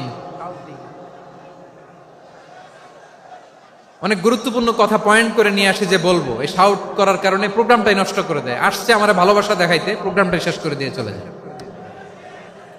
স্টপ। আবার কথা বল, স্টপ। হুনাইনের যুদ্ধে 8ম হিজরি, কত হিজরি? সবাই বলেন না একটু, কত হিজরি? 8ম হিজরিতে হুনাইনের যুদ্ধে রাসূল সাল্লাল্লাহু আলাইহি ওয়াসাল্লাম ফিরে আসতেছেন মদিনায়। পথিমধ্যে বেলাল রাদিয়াল্লাহু তাআলা আনহু আজান দিচ্ছেন। কি দিচ্ছেন? তো পাশে ছিল মুশরিকদের একটা পল্লী, কিছু মুশরিক তরুণ, কিছু অমুসলিম কিশোর, তারা আজানকে ব্যঙ্গ করতেছে। আমাদের বাংলায় মুখ ভেঙ্গানো বলে আর কি। বেলাল রাদিয়াল্লাহু তাআলা আনহু আজান দিচ্ছেন, ওই বাচ্চাগুলো মুশরিক, তো ওরা আজানকে ব্যঙ্গ করতেছে, বিকৃতি করে ওরাও আজান দিচ্ছে। উদ্দেশ্য হচ্ছে আজানকে নিয়ে ঠাট্টা করা। উদ্দেশ্য কি? ঠাট্টা করা। ব্যাপারটা মনে কষ্ট পাওয়ার মতো ব্যাপার না? কিন্তু বিশ্বনবী ওইখানে দেখেন কি খুঁজলেন। বিশ্বনবী খেয়াল করলেন অমুসলিম কিশোরদের মধ্য থেকে একটা কিশোরের গলাটা বড় দরাজ গলা, কণ্ঠটা বড় সুন্দর। খেয়াল করে দেখলেন যে কিছু কিশোর বেলালের আজানকে ব্যঙ্গ করে, বিকৃতি করে, কিন্তু একজনের কণ্ঠ দেখতে পাচ্ছেন না এত দূরে, কিন্তু কণ্ঠটা বড় সুন্দর, দরাজ গলা। বিশ্বনবী সাহাবীদেরকে বললেন, ধরো এগুলারে, ধরো। সবগুলারে ধরে বিশ্বনবীর সামনে আনা হলো। ওরা হাঁটু গেড়ে বসলো। বিশ্বনবী বললেন, তোমাদের মধ্যে কে যেন ব্যঙ্গ করে আজান দিচ্ছিল, তার গলাটা বড় উঁচু, গলার বেসটা বড় মজবুত, মেলোডিয়াস, সুমধুর কণ্ঠ। কে? আবু মাহজুরা বলে, আমার বন্ধুরা সবাই আমার দিকে আঙ্গুল দেখায়, আমি পড়ে গেছি বিপদে।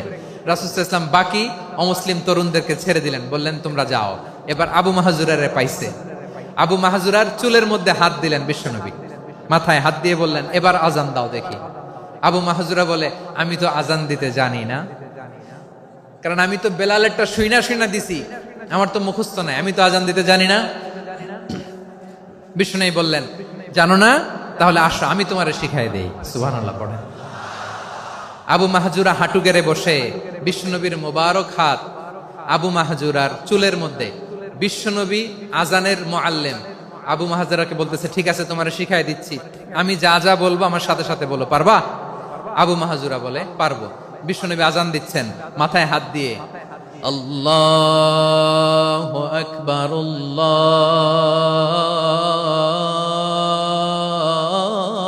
আল্লাহু আকবার। আবু মাহজুরা এই বাক্যটা পড়লেন। বিশ্বনবী দ্বিতীয় বাক্য পড়তে আরম্ভ করলেন, আল্লাহু আকবার,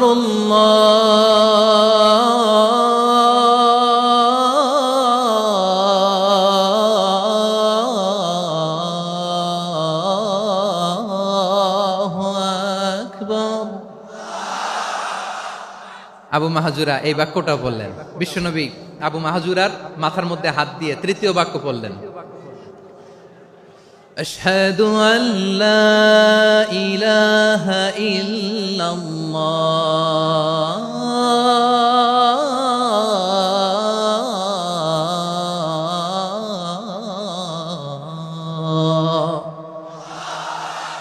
আবু মাহজুরা তৃতীয় বাক্য পড়লেন। বিশ্বনবী একটা বাক্য পরে আবু মাহজুরা পরে, বিশ্বনবী পরে আবু মাহজুরা পরে। আবু মাহজুরা কিন্তু অমুসলিম, মুশরিক। আবু মাহজুরা বলে, এক একটা বাক্য পড়ি আমার কলিজাটা গলে ঠান্ডা হয়ে যায়। এতদিন মোহাম্মদকে গালি দিতাম, এখন মোহাম্মদ আমার মাথায় যখন হাত রাখছে আমার সারা শরীর ঠান্ডা হয়ে গেছে। বিশ্বনবী আজান শিখাচ্ছেন, একটা একটা বাক্য পড়ে আবু মাহজুরাও পড়ে, বিশ্বনবী পড়ে আবু মাহজুরাও পড়ে। পুরো বাক্যগুলো যখন শেষ, আজান শেষ, আবু মাহজুরাও যখন পুরো আজান পড়লেন, আবু মাহজুরা বললেন, এতদিন মোহাম্মদের চেহারা দেখলে আমার ঘৃণা লাগতো, আজ থেকে মোহাম্মদের চেহারার চেয়ে প্রিয় চেহারা আমার কাছে নাই। আবু মাহজুরা বললেন, ও মুহাম্মদ, আজানের বাক্য তো আপনি আমারে শেখালেন, এখানেই শেষ করবেন না, আপনি আমারে পড়ায় দেন, লা ইলাহা ইল্লাল্লাহু মুহাম্মাদুর রাসূলুল্লাহ সাল্লাল্লাহু আলাইহি ওয়াসাল্লাম। বিশ্বনবীর সাথে দাঁড়িয়ে উনি শাহাদা পড়ে মুসলমান হয়ে গেলেন। এবার আবু মাহজুরা বলে, ইয়া রাসূলুল্লাহ, ইয়া হাবিবাল্লাহ, আমি মুমিন হয়েছি, মুসলমান হয়েছি, আপনার কাছ থেকে আজান শিখার সৌভাগ্য আমি লাভ করেছি গো নবী। আমার কণ্ঠের বড় তারিফ করেছেন আপনি, আমার আজানকে আপনি পছন্দ করেছেন। একটা জিনিস আপনার কাছে চাই, আপনি আমাকে মক্কার মসজিদুল হারামের মুয়াজ্জিন হিসেবে অ্যাপয়েন্ট করে দে। বিষ্ণু ইসলাম বললেন, যাও আবু মাহজুরা, আমি তোমাকে পৃথিবীর শ্রেষ্ঠতম মসজিদ মক্কার মসজিদুল হারামের মুয়াজ্জিন হিসেবে অ্যাপয়েন্ট করে দিলাম। দেখছেন কিভাবে ট্যালেন্ট হান্টিং করতে হয়, কিভাবে হিউম্যান রিসোর্স মানব সম্পদকে ব্যবহার করতে হয়। আসছিল আজানকে ভেঙাইতে, আসছিল কেন? আজানকে ব্যঙ্গ করার জন্য, বিকৃত করার জন্য। আজানকে বিকৃত করতে যে ইসলামের সবচেয়ে শ্রেষ্ঠ মসজিদের মুয়াজ্জিন হয়ে গেল। পড়েন সুবহানাল্লাহ। হযরত আবু মাহজুরা রাদিয়াল্লাহু তাআলা আনহু ওনার এই সুললিত কণ্ঠ ব্যবহার করে মসজিদুল হারামে এত সুন্দর করে আল্লাহু আকবার বলে আজান দিতেন, মানুষগুলোর, মুসল্লিগুলোর, মক্কাবাসীর হৃদয়কে তিনি বিগলিত করে দিতেন, মানুষের হৃদয়কে ঠান্ডা হয়ে যেত। শুধু এখানেই শেষ না আমার যশোরের ভাইয়েরা, বিশ্বনবী যখন সাইয়েদনা আবু মাহজুরা রাদিয়াল্লাহু তাআলা আনহুকে আজান শিখাচ্ছিলেন, বলেন তো বিশ্বনবীর হাতটা কোথায় ছিল? আবু মাহজুরার মাথার সামনে, এই চুলের উপরে ছিল। আবু মাহজুরা ওই স্মৃতিটাকে ধারণ করবার জন্য, ওই স্মৃতিকে বহন করার জন্য বিশ্বনবীর মোবারক হাত আবু মাহজুরার কপালের চুলের যেই জায়গায় লেগেছে, মৃত্যুর আগের দিন পর্যন্ত আবু মাহজুরা মাথার ওই চুলে কোনোদিন ছুরি আর কামার লাগায় নাই, সেখানে কেচি লাগায় নাই, চুলের মধ্যে খুর লাগায় নাই। আবু মাহজুরা ডান দিকের চুল কাটতো, বাম দিকের চুল কাটতো, পেছনের চুল কাটতো, সামনের চুল কাটতো না। আবু মাহজুরা রাদিয়াল্লাহু তাআলা আনহুর সামনের চুলগুলো বড় হতে হতে যখন এত বড় হয়ে যায়, তিনি চুলগুলো পেঁচিয়ে মাথার মধ্যে রাখতেন, তারপরে তিনি পাগড়ি পরতেন। সবাই জিজ্ঞেস করতো, আবু মাহজুরা, এটা আবার কেমন স্টাইল? দেখতে তোমারে কি বিদঘুটে লাগে, কেমন অড লাগে, কেমন খারাপ দেখা যায়। মক্কায় এমন কোন মানুষ তো দেখি নাই, ডানে চুল কাটে, বায়ে চুল কাটে, পেছনে চুল কাটে, সামনে কাটে না।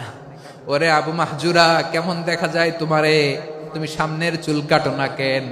আবু মাহজুরা বলে, আমি হাঁটু গেড়ে পেয়ারা নবীর সামনে বসেছিলাম, আমার এই মাথার চুলের মধ্যে মুবারক হাত লাগিয়ে বিশ্বনবী নিজে আমাকে আজানের প্রতিটা বাক্য শিক্ষা দিয়েছেন। বিশ্বনবীর মোবারক হাত, পবিত্র হাত আমার মাথার চুলের যেই জায়গায় লেগেছে, আমি চাই ওই চুলগুলা নিয়ে আমি আমার কবরের ভিতরে যাব। সাইয়েদনা আবু মাহজুরা রাদিয়াল্লাহু তাআলা আনহু ইন্তেকালের আগের পর্যন্ত মাথার সামনের চুলগুলা কাটে নাই।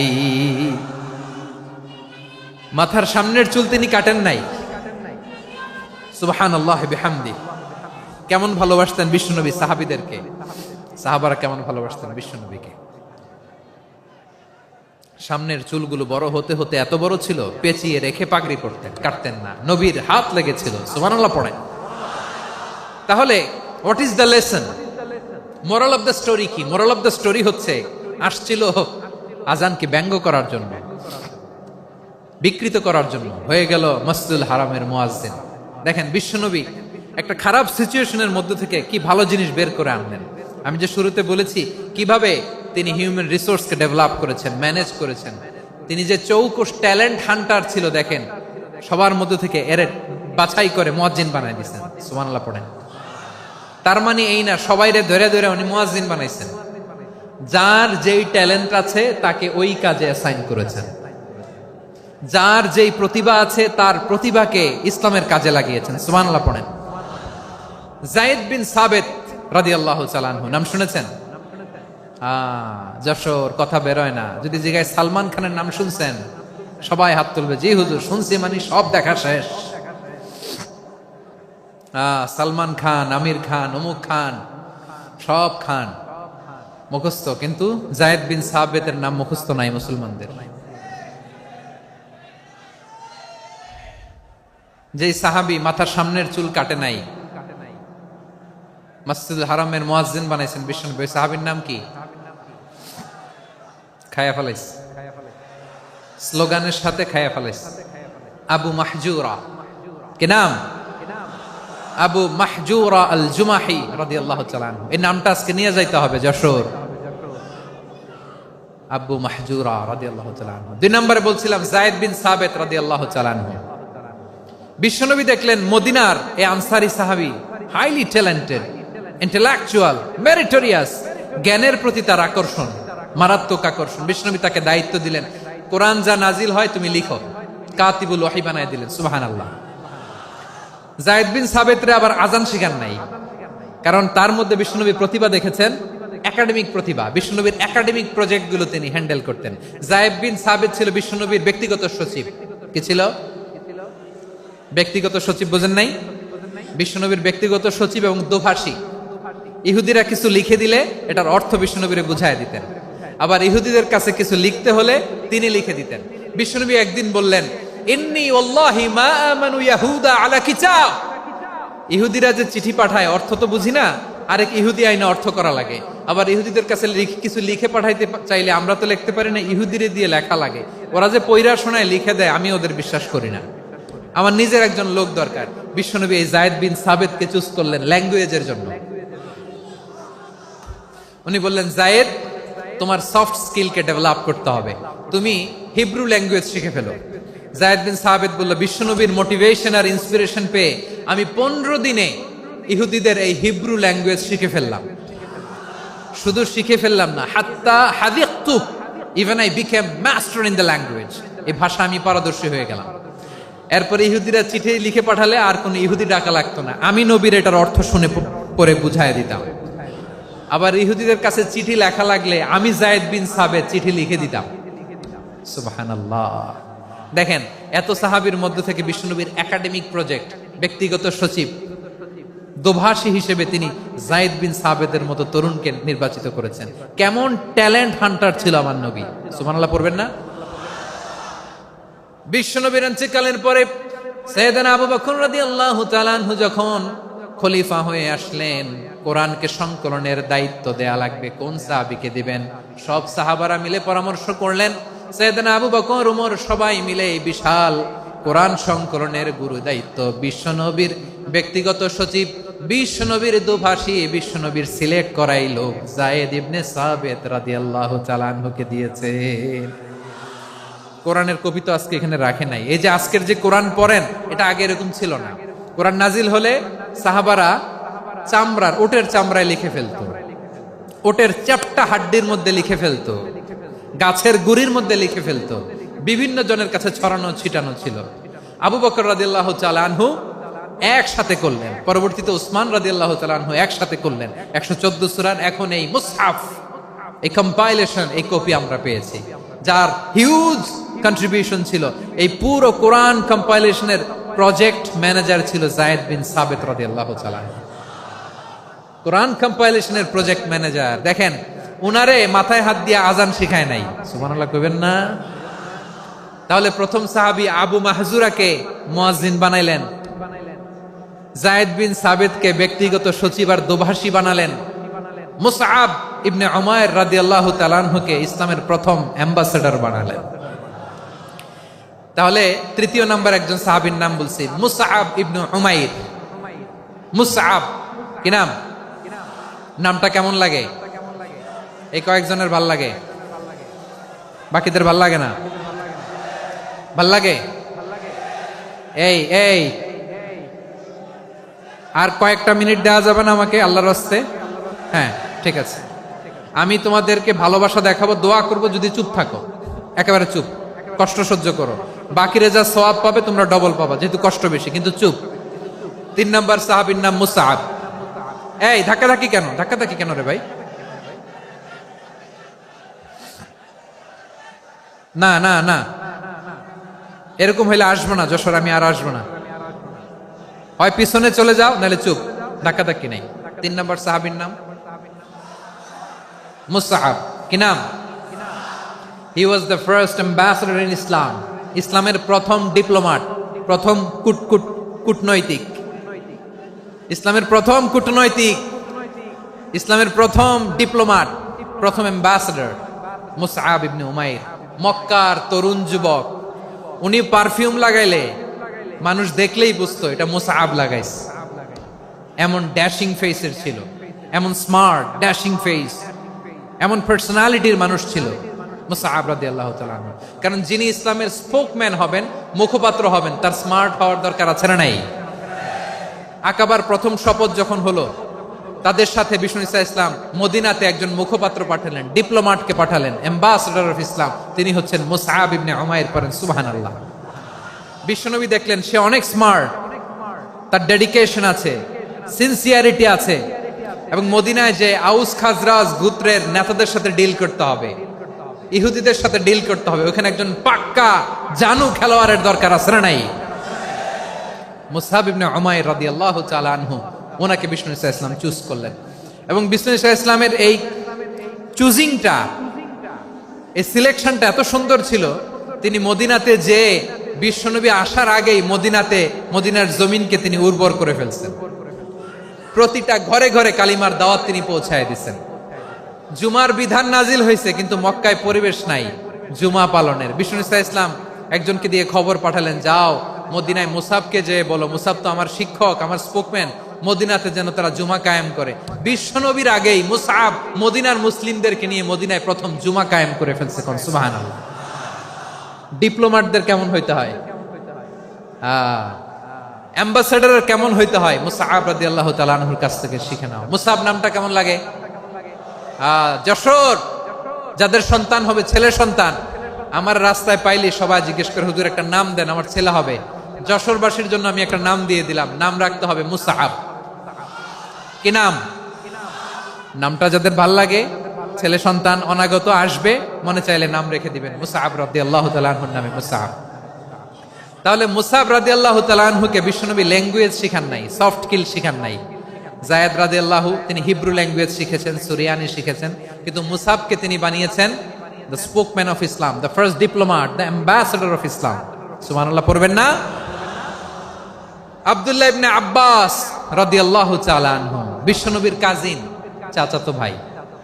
আবার মাইমুনা রাদিয়াল্লাহু তাআলা আনহু, মাইমুনা নবীর স্ত্রী, তিনি ছিলেন আব্দুল্লাহর আপন খালা। তো নবীর বউ যদি ওনার খালা হয়, নবী তার কি? বুঝে নাই, নবী তার কি? খালু। তাহলে সম্পর্ক অনেক গভীর, কাজিন আবার খালু। ছোট্ট মানুষ, তাই রাতে মাঝে মাঝে ঘরে থাকতো। বিশ্বনবী দেখলেন আব্দুল্লাহ যেহেতু আমার ঘরে ঢুকতে পারে, আব্দুল্লাহরে এই উম্মতের বড় শিক্ষাবিদ বানাইতে হবে। কথা বোঝে নাই? আব্দুল্লাহকে কি বানাইতে হবে? শিক্ষাবিদ, এডুকেটর অফ দিস উম্মাহ, এই উম্মার শিক্ষাবিদ বানাইতে হবে। তাই আব্দুল্লাহ ইবনে আব্বাসকে বিশ্বনবী হাতে কলমে শিক্ষা দিয়েছেন। আহারে, আর এরপরে যে কি ভাষা আসবে তোমাদের জন্য আমার মুখ থেকে আমি নিজেও জানি না। 1 ঘন্টা যাবত ধাক্কা ধাক্কি মারামারি। তো আসতে বলছে কে তোমাকে? পেছনে চলে যাও, জায়গা না পেলে। পুরো প্রোগ্রামটাই নষ্ট করে দিল।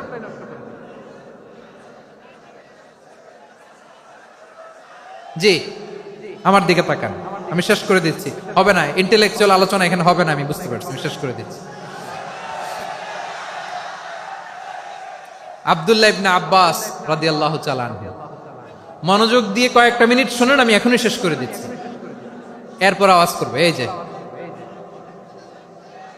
এগুলো কি আমি বুঝলাম না। আমি বললাম না সব করা যাবে, বসে যাও, শুয়ে যাও, চলে যাও, আওয়াজ করা যাবে না। অন্যকে বসো এটাও বলার দরকার নেই, জাস্ট এদিকে তাকাও। আল্লাহ। আব্দুল্লাহ ইবনে আব্বাস রাদিয়াল্লাহু তাআলা আনহু, ওনাকে বিশ্বনবী হাতে কলমে শিক্ষা দিয়েছেন, যেহেতু উম্মতের শিক্ষাবিদ হবেন, এডুকেটর হবেন। তো বিশ্বনবী রাতে যখন তাহাজ্জুদ পড়তেন, ছোট্ট আব্দুল্লাহ ঘরে থাকতো, বুঝতে পেরেছেন? ছোট্ট মানুষ তো ঘরে থাকতো। তো বিশ্বনবী তাহাজ্জুদের জন্য একবার দাঁড়িয়েছেন, ছোট্ট আব্দুল্লাহ ওযু করে দাঁড়াইছে। আচ্ছা বলেন তো, ইমাম আর মুসল্লি মোট যদি দুইজন হয়, একজন ইমাম একজন মুসল্লি, তো মুসল্লি ইমামের কোন দিকে দাঁড়াবে? ডানে দাঁড়াবে। ছোট্ট আব্দুল্লাহ বোঝে নাই, বিশ্বনবী তাহাজ্জুদ শুরু করেছেন, উনি একতেদা করছেন আর দাঁড়াইছেন বায়ে। কোথায় দাঁড়িয়েছেন? আব্দুল্লাহ বলেন, যখন আমি বায়ে দাঁড়ালাম, আখাযা রাসূলুল্লাহ সাল্লাল্লাহু আলাইহি ওয়াসাল্লাম উযুনি আল ইউমনা ইয়াফতিলুহা, বিশ্বনবী নামাজরত অবস্থায় আমার কান ধরে টেনে আমার ডান দিকে এনে দাঁড় করায় দিলেন। পড়েন সুবহানাল্লাহ। দেখেন, হাতে কলমে শিক্ষা। আর জীবনে ভুলাবে? কথা কয় না, আর ভুলাবে? আর ভুল হবে না। এভাবে বিশ্বনবীর অনেক সঙ্গ পেয়েছেন, সফর করেছেন, একই বাহনে বসেছেন, এক বাহনে বসে লম্বা নাসিহত করেছেন, বলেছেন, ইয়া গোলাম ইহফাদিল্লাহ ইয়াহফাজকা ইহফাদিল্লাহ তাজিদহু তুজাহাক ইযা সাআলতা ফাসআলিল্লাহ ওয়া ইযা ইসতাআনতা ফাসতাইন বিল্লাহ। আল্লাহর বিধান মানো, আল্লাহর বিধান রক্ষা করো, আল্লাহ তোমায় রক্ষা করবে। আব্দুল্লাহ, চাইতে হলে আল্লাহর কাছে চাও, সাহায্য চাইতে হলে আল্লাহর কাছে সাহায্য চাও। মনে রাখো, গোটা বিশ্বের সবাই যদি তোমার সাহায্য করতে চায়, ততটুকুই করতে পারবে যতটুকু আল্লাহ তোমার নসিবে রেখেছে। গোটা বিশ্ব যদি তোমার বিরুদ্ধে ষড়যন্ত্রে দাঁড়িয়ে যায়, ক্ষতি ততটুকু করতে পারবে যতটুকু তোমার জন্য বরাদ্দ আছে, এর বাইরে কিছু করতে পারবে না। আওয়াজ করে বলেন ঠিক কিনা? এভাবে হাতে কলমে শিখিয়েছেন, বিশ্বনবীর সঙ্গ পেয়েছেন। উনাকে বিষ্ণু ইসলাম শিক্ষাবিদ, এডুকেটর অফ দিস উম্মাহ হিসেবে সিলেক্ট করেছেন, হাতে কলমে শিখিয়েছেন। বিশ্বনবী একবার প্রকৃতির ডাকে সাড়া দিয়ে এসেছেন। এখন কি করতে হবে? নামাজের জন্য ওযু করতে হবে। বিশ্বনবী এসেই দেখেন ওযুর বদনায় পানি ভরা, খুশি হয়ে গেলেন, বললেন, কে রেখেছে পানি? একজন বলল, আব্দুল্লাহ রেখেছে। বিশ্বনবী অত্যন্ত খুশি হলেন, খুশি হয়ে একটা দোয়া করলেন, বললেন, আল্লাহুম্মা ফাক্কিহু ফিদ্দীন ওয়া আল্লিমহু তা'ওয়ীল। আল্লাহ, তুমি আব্দুল্লাহকে দ্বীনের বুঝ দিও আর কোরআনের তাফসীর শিক্ষা দিও। বিশ্বনবীর এই দোয়া এমন লাগছে, উনি রাইসুল মুফাসসিরিন, এই পৃথিবীতে যত মুফাসসির ছিল, যত মুফাসসির আসবে, সকল মুফাসসিরের সম্রাট হিসেবে স্বীকৃত হয়েছেন। আব্দুল্লাহ ইবনে আব্বাস, বিশ্বনবী ওনারে আজান শিখান নাই, বিশ্বনবী ওনারে ল্যাঙ্গুয়েজ শিখান নাই, বিশ্বনবী ওনারে অ্যাম্বাসাডর বানান নাই, হাতে কলমে শিক্ষা দিয়েছেন। ছোট্ট মানুষ, বিশ্বনবী ইন্তেকাল করলেন, আবু বকরের সময় গেল, ওমরে ফারুকের খেলাফত, তখনও তিনি তরুণ। ওমরে ফারুক রাদিয়াল্লাহু তাআলা আনহু ওনার ক্যাবিনেট মিনিস্ট্রির বৈঠকে এই আব্দুল্লাহ ইবনে আব্বাসকে পাশ দিয়ে বসায় রাখতেন। বয়স্ক সাহাবারা এটা পছন্দ করতো না, তারা বলতো, ঘটনা কি? আব্দুল্লাহর মতো ছেলে নাতি আমাদের আছে, এরা কেন রাখে ওমরে ফারুক?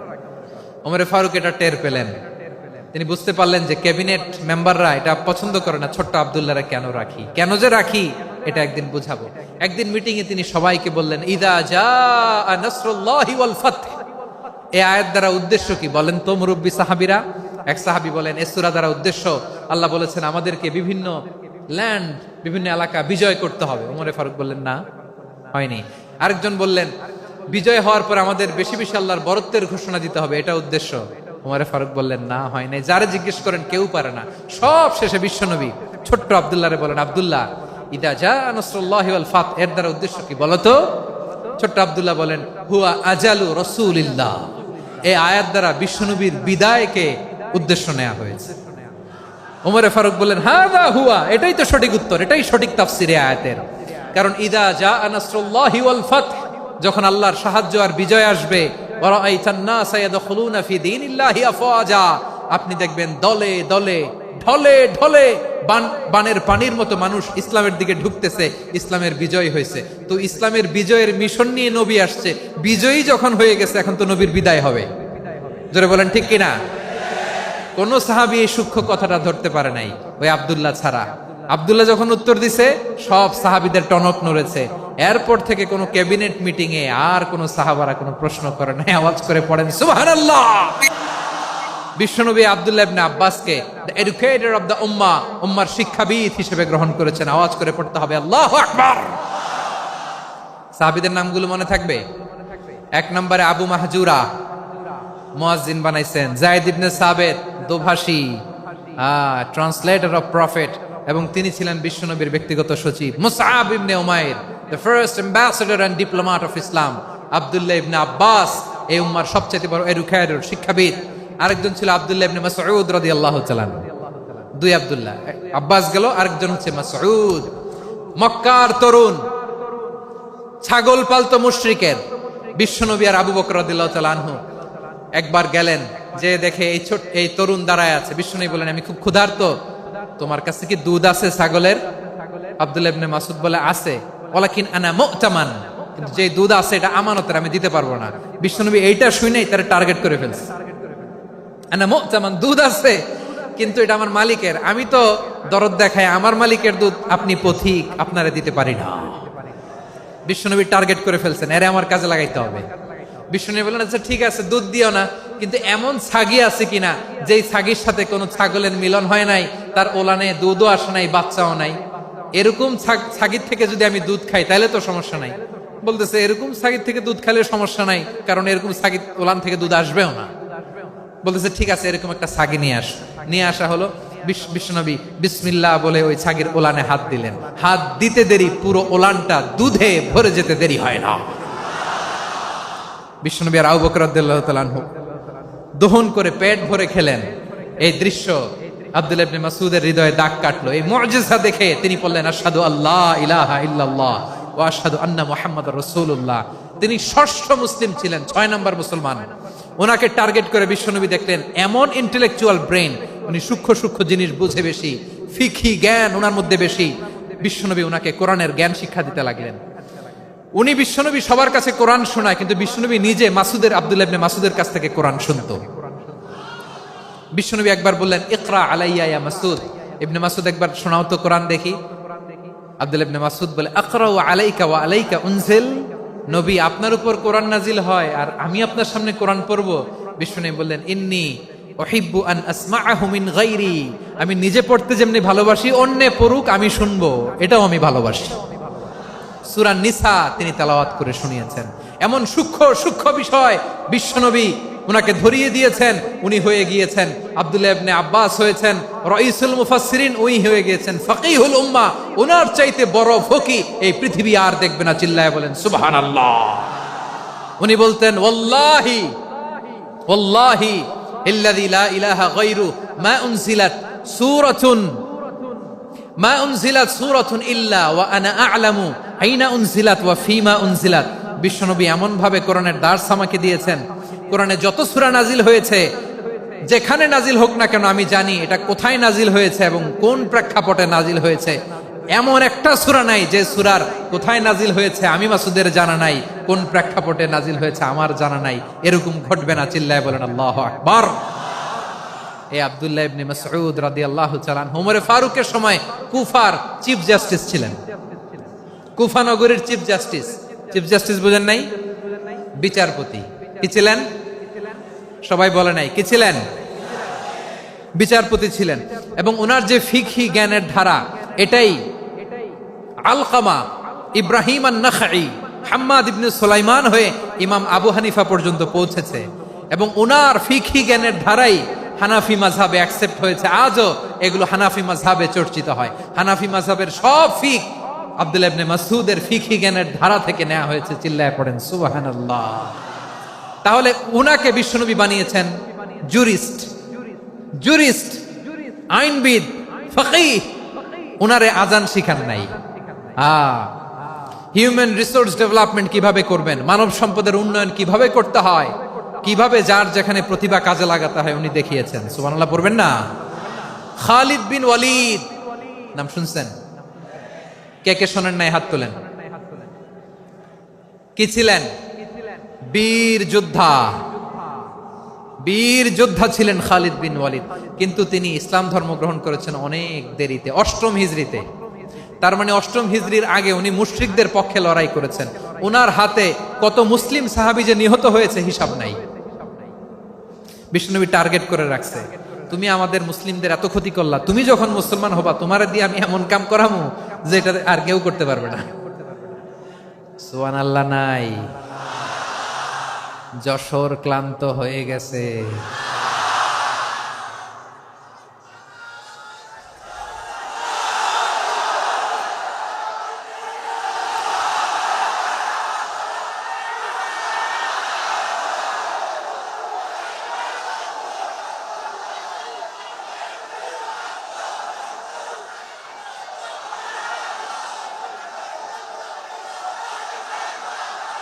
মাশাআল্লাহ, বসুন বসুন বসুন।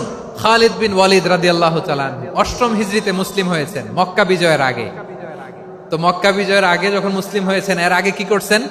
কাফিরদের সাথে যুদ্ধ করেছেন। উনি উহুদের যুদ্ধে মুসলমানদের যে পরাজয় ভাব, কঠিন পরিস্থিতির মুখোমুখি উনার কারণে পেছন থেকে এমন আতর্কিত আক্রমণ করেছেন, মুসলমানদেরকে কচুকাটা করেছেন। 8ম হিজরিতে আল্লাহ তাআলা হেদায়েতের নূর দিয়ে ওনার হৃদয়টাকে উজালা করে দিলেন। লা ইলাহা, এটা এমন বাণী যার হৃদয়ে একবার টাচ খাবে, এইটা থেকে সে আর পালিয়ে বেড়াতে পারে।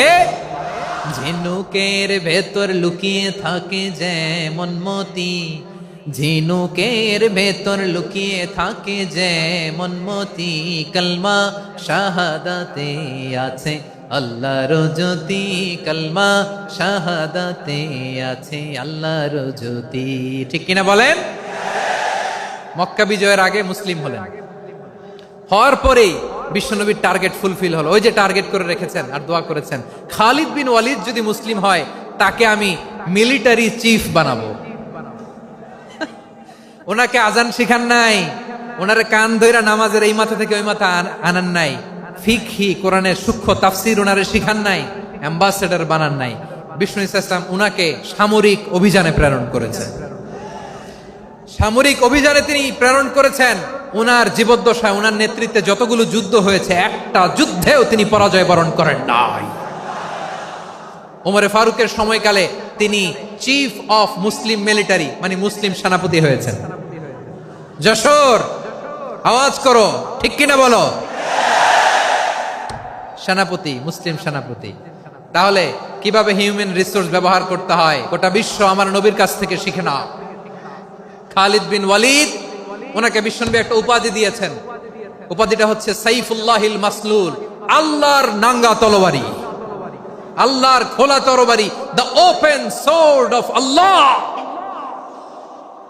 খালিদ বিন ওয়ালিদ, মুসলিম সেনাপতি। হাসান বিন সাবেত, নাম শুনছেন? দেখি উনি কি ছিল বলেন। রাসূলের সভা কবি, কালচারাল হিজিমনিকে ডিফিট করার জন্য। উনি ভালো অস্ত্র চালানো জানতেন না, ওই কাজে উনি যেতেন না। উনার ছিল কাব্য প্রতিভা। কাব্য প্রতিভা, কাফিররা কবিতা দিয়ে নবীকে গালি দিত। বিশ্বনবী বলতেন, ইয়া হাসান আজিব আন রাসূলিল্লাহ, তুমি নবীর হয়ে কাফেরদের এই কথাগুলোর জবাব দাও। বিশ্বনবীর একটা মিম্বার ছিল। বিশ্বনবীর মিম্বারের পাশাপাশি মসজিদে নববীতে এই হাসান বিন সাবেতের জন্য বিশ্বনবী একটা স্পেশাল মিম্বার বানিয়ে দিয়েছেন। এখান থেকে তুমি জবাব দাও। এবং বিশ্বনবী বলেছেন, আল্লাহুম্মা আইয়িদহু বিরূহিল কুদুস। আল্লাহ, হাসান আমার পক্ষে জবাব দেয়, তুমি জিব্রাইল মারফত তাকে সাহায্য পাঠাইয়া দিও। রাসূল সাল্লাল্লাহু আলাইহি ওয়াসাল্লামের সভা কবি, the poet of the prophet, নবীর কবি। উনি কবিতা দিয়ে, এমন উচ্চাঙ্গের ভাষায় কবিতা দিয়ে তিনি জবাব দিতেন, কাফিরদের গা শিহরে যেত, তাদের হৃদয়ে আগুন ধরে যেত। তাহলে এরকম কবিরও দরকার আছে না নাই? এখন যাকে আল্লাহ দিছে কাব্য প্রতিভা, এরা যদি আপনি যুদ্ধের ময়দানে পাঠান হবে?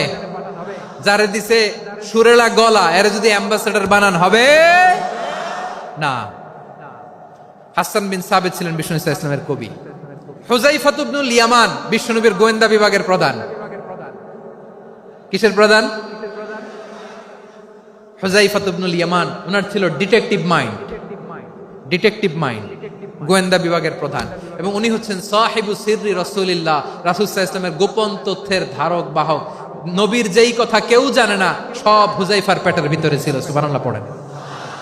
মদিনার যত ইহুদিদের একটা লিস্ট ছিল, এই লিস্ট শুধু দুইজন জানতো, বিশ্বনবী আর হুযায়ফা। সুবহানাল্লাহ পড়বেন না? তাহলে উনাকে কোন দায়িত্ব দিছে? কোন বিভাগ? যশোর, আওয়াজ করো, কোন বিভাগ? গোয়েন্দা বিভাগের হেড ছিল। খন্দকের যুদ্ধে প্রচন্ড আজকের মতো শৈত্য প্রবাহ, মাটি খনন করতে করতে সাহাবীদের পেটে ক্ষুধা নাই, দাঁড়াইতে পারে না নামাজের জন্য, এত ক্লান্ত, ক্ষুধা, ক্লান্ত, শ্রান্ত। বিশ্বনবী বললেন, কে আছো এই কঠিন শীত, এই ভয় আর ক্ষুধার মধ্যেও খন্দকের পরীক্ষার টপকে শত্রু শিবিরে যে আমাকে তথ্য দিবা, কে আছো? কারো গায়ে শক্তিই নাই যে দাঁড়াবে, কেউ দাঁড়ায় না। বিশ্বনবী তখন নিজে হুযায়ফাকে ডাক দিলেন, হুযায়ফা, যে আমাকে আজকে শত্রু শিবিরের তথ্য এনে দিবে, সে জান্নাতে আমার মোরাফাকা, আমার সঙ্গী হবে। হুযায়ফা রাদিয়াল্লাহু ইবনুল ইয়ামান জীবনের ঝুঁকি নিয়ে এই ক্ষুধা, শৈত্য প্রবাহ, কোল্ড ওয়েভসকে উপেক্ষা করে পরীক্ষা টপকে শত্রু শিবিরে যে সবার কথাগুলো চুপে চুপে শুনে বিশ্বনবীর দরবারে এসে গোয়েন্দাদের মতো তথ্য সরবরাহ করেছে। বিশ্বনবীর গোয়েন্দা বিভাগের প্রধান হুযায়ফা ইবনুল ইয়ামান ইন্টেলিজেন্স বিভাগ চালাতেন। মুনাফিকদের নাম ওনার কাছে ছিল। মুআয ইবনে জাবাল মদিনা রাষ্ট্রের সবচেয়ে সিনিয়র আমলা ছিলেন। আমলাতন্ত্র চিনেন তো? প্রশাসনিক কাজ যারা চালায়, অ্যাডমিনিস্ট্রেশন বুঝেন না? The department of administration. মদিনার রাষ্ট্রের সিনিয়র আমলা মুআয ইবনে জাবাল মুতাখাসসিসুন ফিল হালাল ওয়াল হারাম, হালাল হারামের স্পেশালিস্ট ছিলেন। বিশ্বনবী উনাকে ইয়ামানের গভর্নর করে পাঠিয়েছেন। বলেছেন, ইন্নাকা তা'তি কওমান আহলা কিতাব, এমন গোষ্ঠীর কাছে যাবা যারা ইহুদি নাসারা। আগে শাহাদা পড়লে এরপরে নামাজের দাওয়াত দিও, নামাজ পড়লে যাকাতের দাওয়াত দিও। গভর্নরের অ্যাটিটিউড যেমন থাকে তেমন অ্যাটিটিউড ধরে রেখো। সুবহানাল্লাহ পড়েন। তাহলে মুআয ইবনে জাবালকে দিয়ে বিশ্বনবী কবিতা লেখায় নাই, চিঠি লেখায় নাই, আজান দেওয়ায় নাই। সুবহানাল্লাহ পড়বেন না? সব শেষ সাহাবী বলি আবু হুরায়রা রাদিয়াল্লাহু তাআলা, নাম শুনছেন? বিড়ালের বাবা। কি করতেন? খালি হাদিস মুখস্থ করতেন। উনি বলতেন, আলজামু রাসূলুল্লাহ আলা মিলই বাতনি, আমার শুধু পেটের ক্ষুধার বন্দোবস্ত হইলে আমি নবীর সঙ্গ ছাড়তাম না। আমার আনসার সাহাবারা ক্ষেত খামারের কাজ করত, আমার মুহাজির সাহাবারা ব্যবসা করত, আর আমি নবীর সাথে সাথে থাকতাম। শুধু সকাল বিকাল দুই বেলা যদি আমার খাবারের বন্দোবস্ত হয়, আমি আর নবীর লক ছাড়ি না। সুবহানাল্লাহ কইবেন না? 5374টা হাদিস তিনি বর্ণনা করেছেন। সবচেয়ে বেশি হাদিস বর্ণনাকারী সাহাবী। হাদিস প্রিজার্ভেশনের কাজে বিশ্বনবী ওনাকে কাজে লাগিয়েছেন। উনি একদিন বলেন, ইয়া রাসূলুল্লাহ আসমাউ মিনকা কাসীরান ফালা আহফাজু, নবী অনেক কথা শুনি আমার মনে থাকে না। বিষ্ণু বললেন, তাই? উবসুত রিদাক, তোমার চাদরটা বিছাও। আবু হুরায়রা বিছালেন, বিশ্বনবী হাত বুলায় দিলেন, এরপরে অনেক হাদিস বর্ণনা করলেন।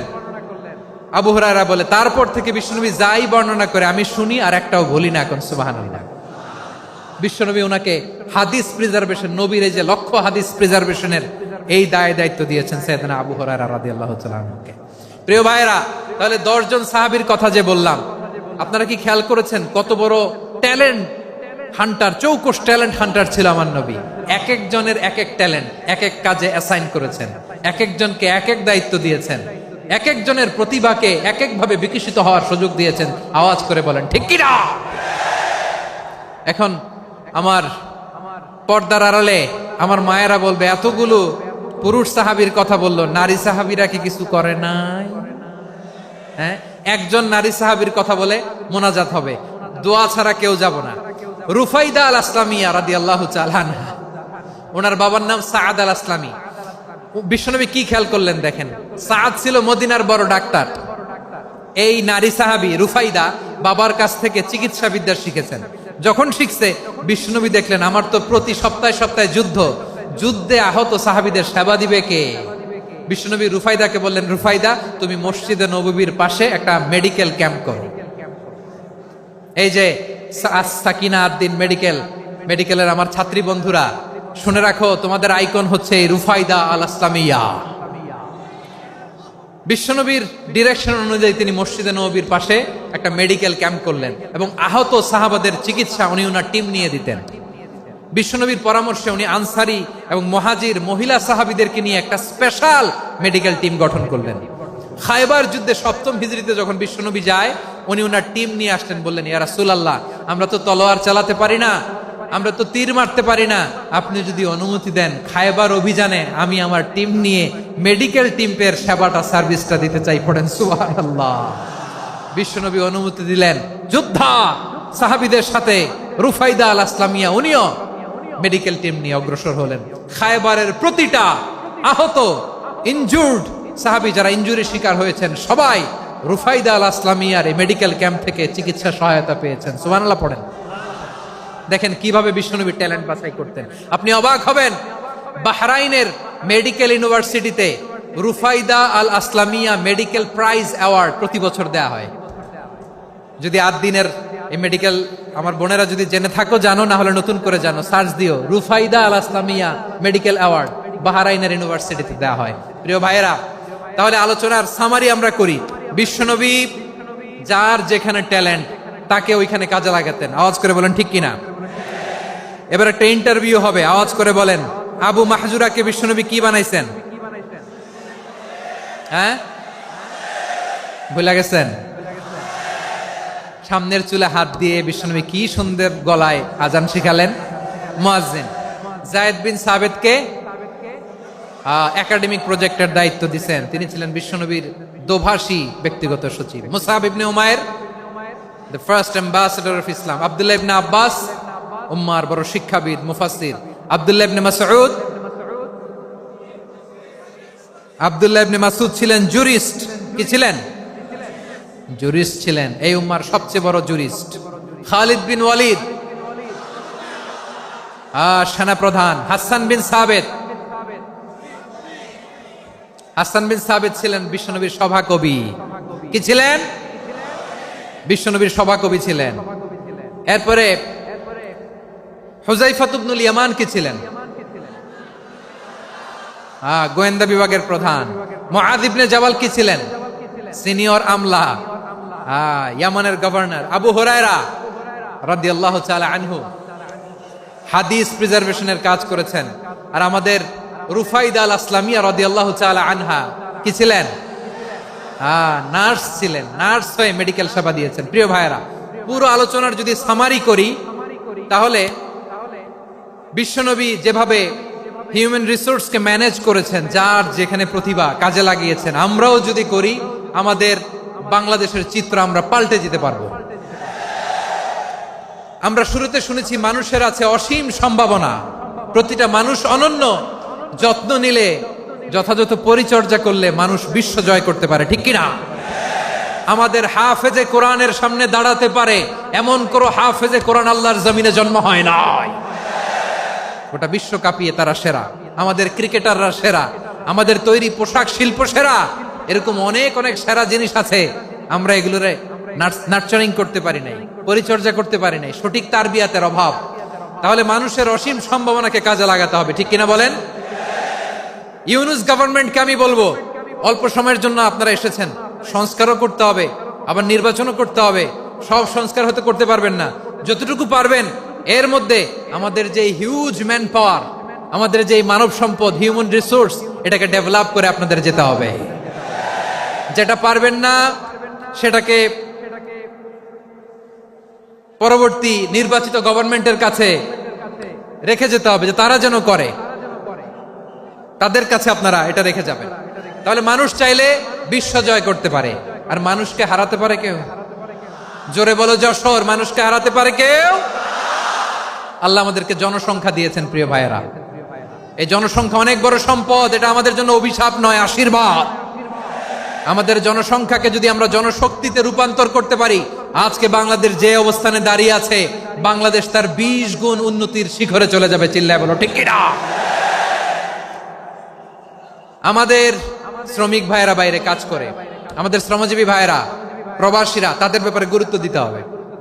আমাদের শ্রমের দাম সবচেয়ে কম, সবচেয়ে কম। তারা এম্বাসিতে গুরুত্ব পায় না, এয়ারপোর্টে গুরুত্ব পায় না। এই সরকার অবশ্য তাদেরকে অনেক গুরুত্ব দিচ্ছে। আমাদের অদক্ষ শ্রমিককে যখন আমরা দুবাই পাঠাই, অল্প বেতন পায়, কিন্তু ইন্ডিয়ানরা দক্ষ শ্রমিক পাঠাইলে তার 3 গুণ বেতন পায়। আমরা আমাদের শ্রমিকদেরকে অদক্ষ ভাবে আর পাঠাতে চাই না, দক্ষ শ্রমিক পাঠিয়ে আমরা রেমিটেন্সের বন্যা বইয়ে দেব। আমাদের শ্রমিকদের পাঠানো রেমিটেন্সের টাকায় সচল থাকে আমার দেশের অর্থনীতির চাকা। তাদেরকে সবচেয়ে গুরুত্ব দিতে হবে। আমরা পেয়েছি ফ্রিডম ফাইটার, মুক্তিযোদ্ধা, আর আমার প্রবাসী ভাইরা হচ্ছে রেমিটেন্স ফাইটার। জোরে বলো ঠিক কিনা? তাহলে আমাদের এই জনশক্তিকে জনসম্পদে ট্রান্সফর্ম করতে হবে। ঠিক কিনা বলেন? সরকার জনগণকে এভাবে পলিশ করতে হবে। মা বাবারা ছেলে মেয়েদের মধ্যে কার কোন যোগ্যতা, তাকে ওইভাবে কাজে লাগাতে হবে। সবার এ প্লাস পাওয়ার কোনো দরকার নাই। আমাদের দেশে একটা টেন্ডেন্সি আছে, পরীক্ষায় এ প্লাস না পাইলে কই তুই কি করলি, পাশের বাড়ির ছেলে এ প্লাস পাইছে, যা ওর পা ধোয়া পানি খা। কি খা?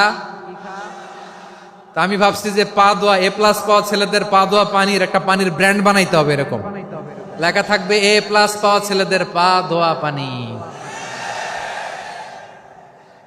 খাওয়া নাই, এগুলার খাওয়া নাই। ওরে আল্লাহ এ প্লাস পাওয়ার জন্য বানাইছে, আর আপনার ছেলেকে এই এ প্লাস গুলারে নিয়ন্ত্রণ করার জন্য আল্লাহ বানাইছে। ওকে দিয়ে আল্লাহ কি করবে আপনি জানেনই না।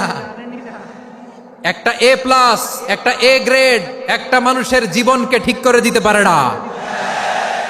আপনার ছেলেকে আল্লাহ অন্যদিকে যোগ্যতা দিয়েছে। ওদের মনোবল ভাঙবেন না, খবরদার খবরদার। ছেলে মেয়েদের মনোবল ভাঙবেন না। যাকে দিয়ে যেটা হবে তাকে দিয়ে সেটা করতে হবে, তার প্রতিভাকে সেভাবে কাজে লাগাতে হবে। তাহলে বাংলাদেশ আমাদের এই জনসংখ্যা জনসম্পদে রূপান্তরিত হবে। আমাদের সরকারের তত্ত্বাবধানে আমাদের 18 কোটি জনগণ দক্ষ জনশক্তিতে রূপান্তরিত হোক, আমরা চাই কি চাই না? আমরা ভালো মানুষ, শ্রেষ্ঠ মানুষ হতে চাই কি চাই না? ওই জাপানিজদের মতো সৎ, ওই ইউরোপিয়ানদের মতো কালচার্ড। আমাদেরকে আল্লাহ তাআলা কোরআন সুন্নাহ অনেক কিছু দিয়েছেন। যেহেতু বর্তমানে আমরা দেখছি তারা সৎ, তাদের মধ্যে ভ্যালু আছে, সেগুলো আমাদের মধ্যে আনার দরকার আছে না নাই? আর ইসলাম দিয়ে আমাদের জীবনকে সাজাতে হবে, ইসলাম দিয়ে আমার পরিবারকে সাজাতে হবে। ইসলাম থেকে, কোরআন থেকে প্রেসক্রিপশন না নিলে জীবন সুন্দর হবে না। কোরআন থেকে প্রেসক্রিপশন না নিলে সমাজ সুন্দর হবে না। কোরআনের প্রেসক্রিপশন না মানলে রাষ্ট্র সুন্দর হবে না। কোরআনের প্রেসক্রিপশন অ্যাপ্লাই না করলে শুধু দুর্নীতি দমন কমিশন দিয়ে দুর্নীতি বন্ধ করা যাবে না। এজন্য কোরআনের আইন আমরা চাই কি চাই না? প্রিয় ভাইয়েরা, হিউম্যান রিসোর্স ডেভেলপমেন্ট, মানব সম্পদের উন্নয়ন, আমাদের সরকার যেন এদিকে নজর দেয়। আমরা যেন এই ব্যাপারে যত্নবান হয়ে উঠি। যাকে আল্লাহ যে যোগ্যতা দিয়েছে, এই যোগ্যতা দিয়ে আমরা যেন ইসলামের জন্য, দেশের জন্য কাজ করি। আমরা যেন আমাদের স্কিল ডেভেলপ করি, আমাদের পটেনশিয়ালকে ডেভেলপ করি। মোরালিটি, ভ্যালিউজ নিয়ে শায়েখ আহমদুল্লাহ আলোচনা করেছেন, এগুলো দিয়ে যেন আমরা আমাদেরকে সাজাই। আল্লাহ তাআলা আমাদের দেশকে তুমি নিরাপদ করো, আমরা পড়ি আমিন। আল্লাহ আমার 18 কোটি জনগণকে তুমি জনশক্তিতে রূপান্তরিত করো, আমিন। আল্লাহ আমরা হাতে হাত রেখে, কাঁধে কাঁধ মিলিয়ে ভাইয়ে ভাইয়ে যেন এই দেশকে গড়তে পারি, আল্লাহ তুমি তৌফিক দান করো, আমরা পড়ি আমিন। আমার প্রিয় মহিউদ্দিন ভাই বলেছেন, হুজুর এমন একটা ঘোষণাপত্র দিয়ে যাবেন আজকের এই ঐতিহাসিক যশোরের প্রোগ্রামে, যেটা গোটা বাংলাদেশে মানুষ এটার উপর আমল করে। আমি যে কথাটা বলেছি এটাই, আসুন আমরা আমাদের জনসংখ্যাকে জনসম্পদে ট্রান্সফর্ম করি। আমাদের জনসংখ্যাকে আমরা যেন জনশক্তিতে রূপান্তরিত করি। জনসংখ্যাকে ট্রান্সফর্ম করে জনশক্তি দিয়ে আমরা যেন আগামীর বাংলাদেশ, স্বাধীন বাংলাদেশ 2.0 কে গড়ে তুলি। আল্লাহ তাআলা আমাদের সবাইকে কথাগুলো বোঝার, আমল করার তৌফিক দান করুন। এই জেনজি, ক্ষমা করে দিও আমাকে, অনেক ধমক দিছি, বকা দিছি। আল্লাহ তোমাদেরকে করুক, কবুল করুক, যশোরবাসীকে কবুল করুক, দিনকে কবুল করুক, এই মেডিকেল কলেজকে কবুল করুক, ইসলামের জন্য বাঁধ ভাঙা এই জোয়ার এবং উচ্ছ্বাসকে আল্লাহ তাআলা কবুল করুক। হাযা মা ইনদি ওয়াল ইলমু ইনদাল্লাহ আলাইহি তাওয়াক্কালতু ওয়া ইলাইহি উনীব। সুবহানাকাল্লাহুম্মা বিহামদিকা আশহাদু আল লা ইলাহা ইল্লা আনতা আস্তাগফিরুকা ওয়া আতুবু ইলাইক। আল্লাহুম্মা আমিন। রব্বানা ظلمنا أنفسنا وإن لم تغفر لنا وترحمنا لنكونن من الخاسرين.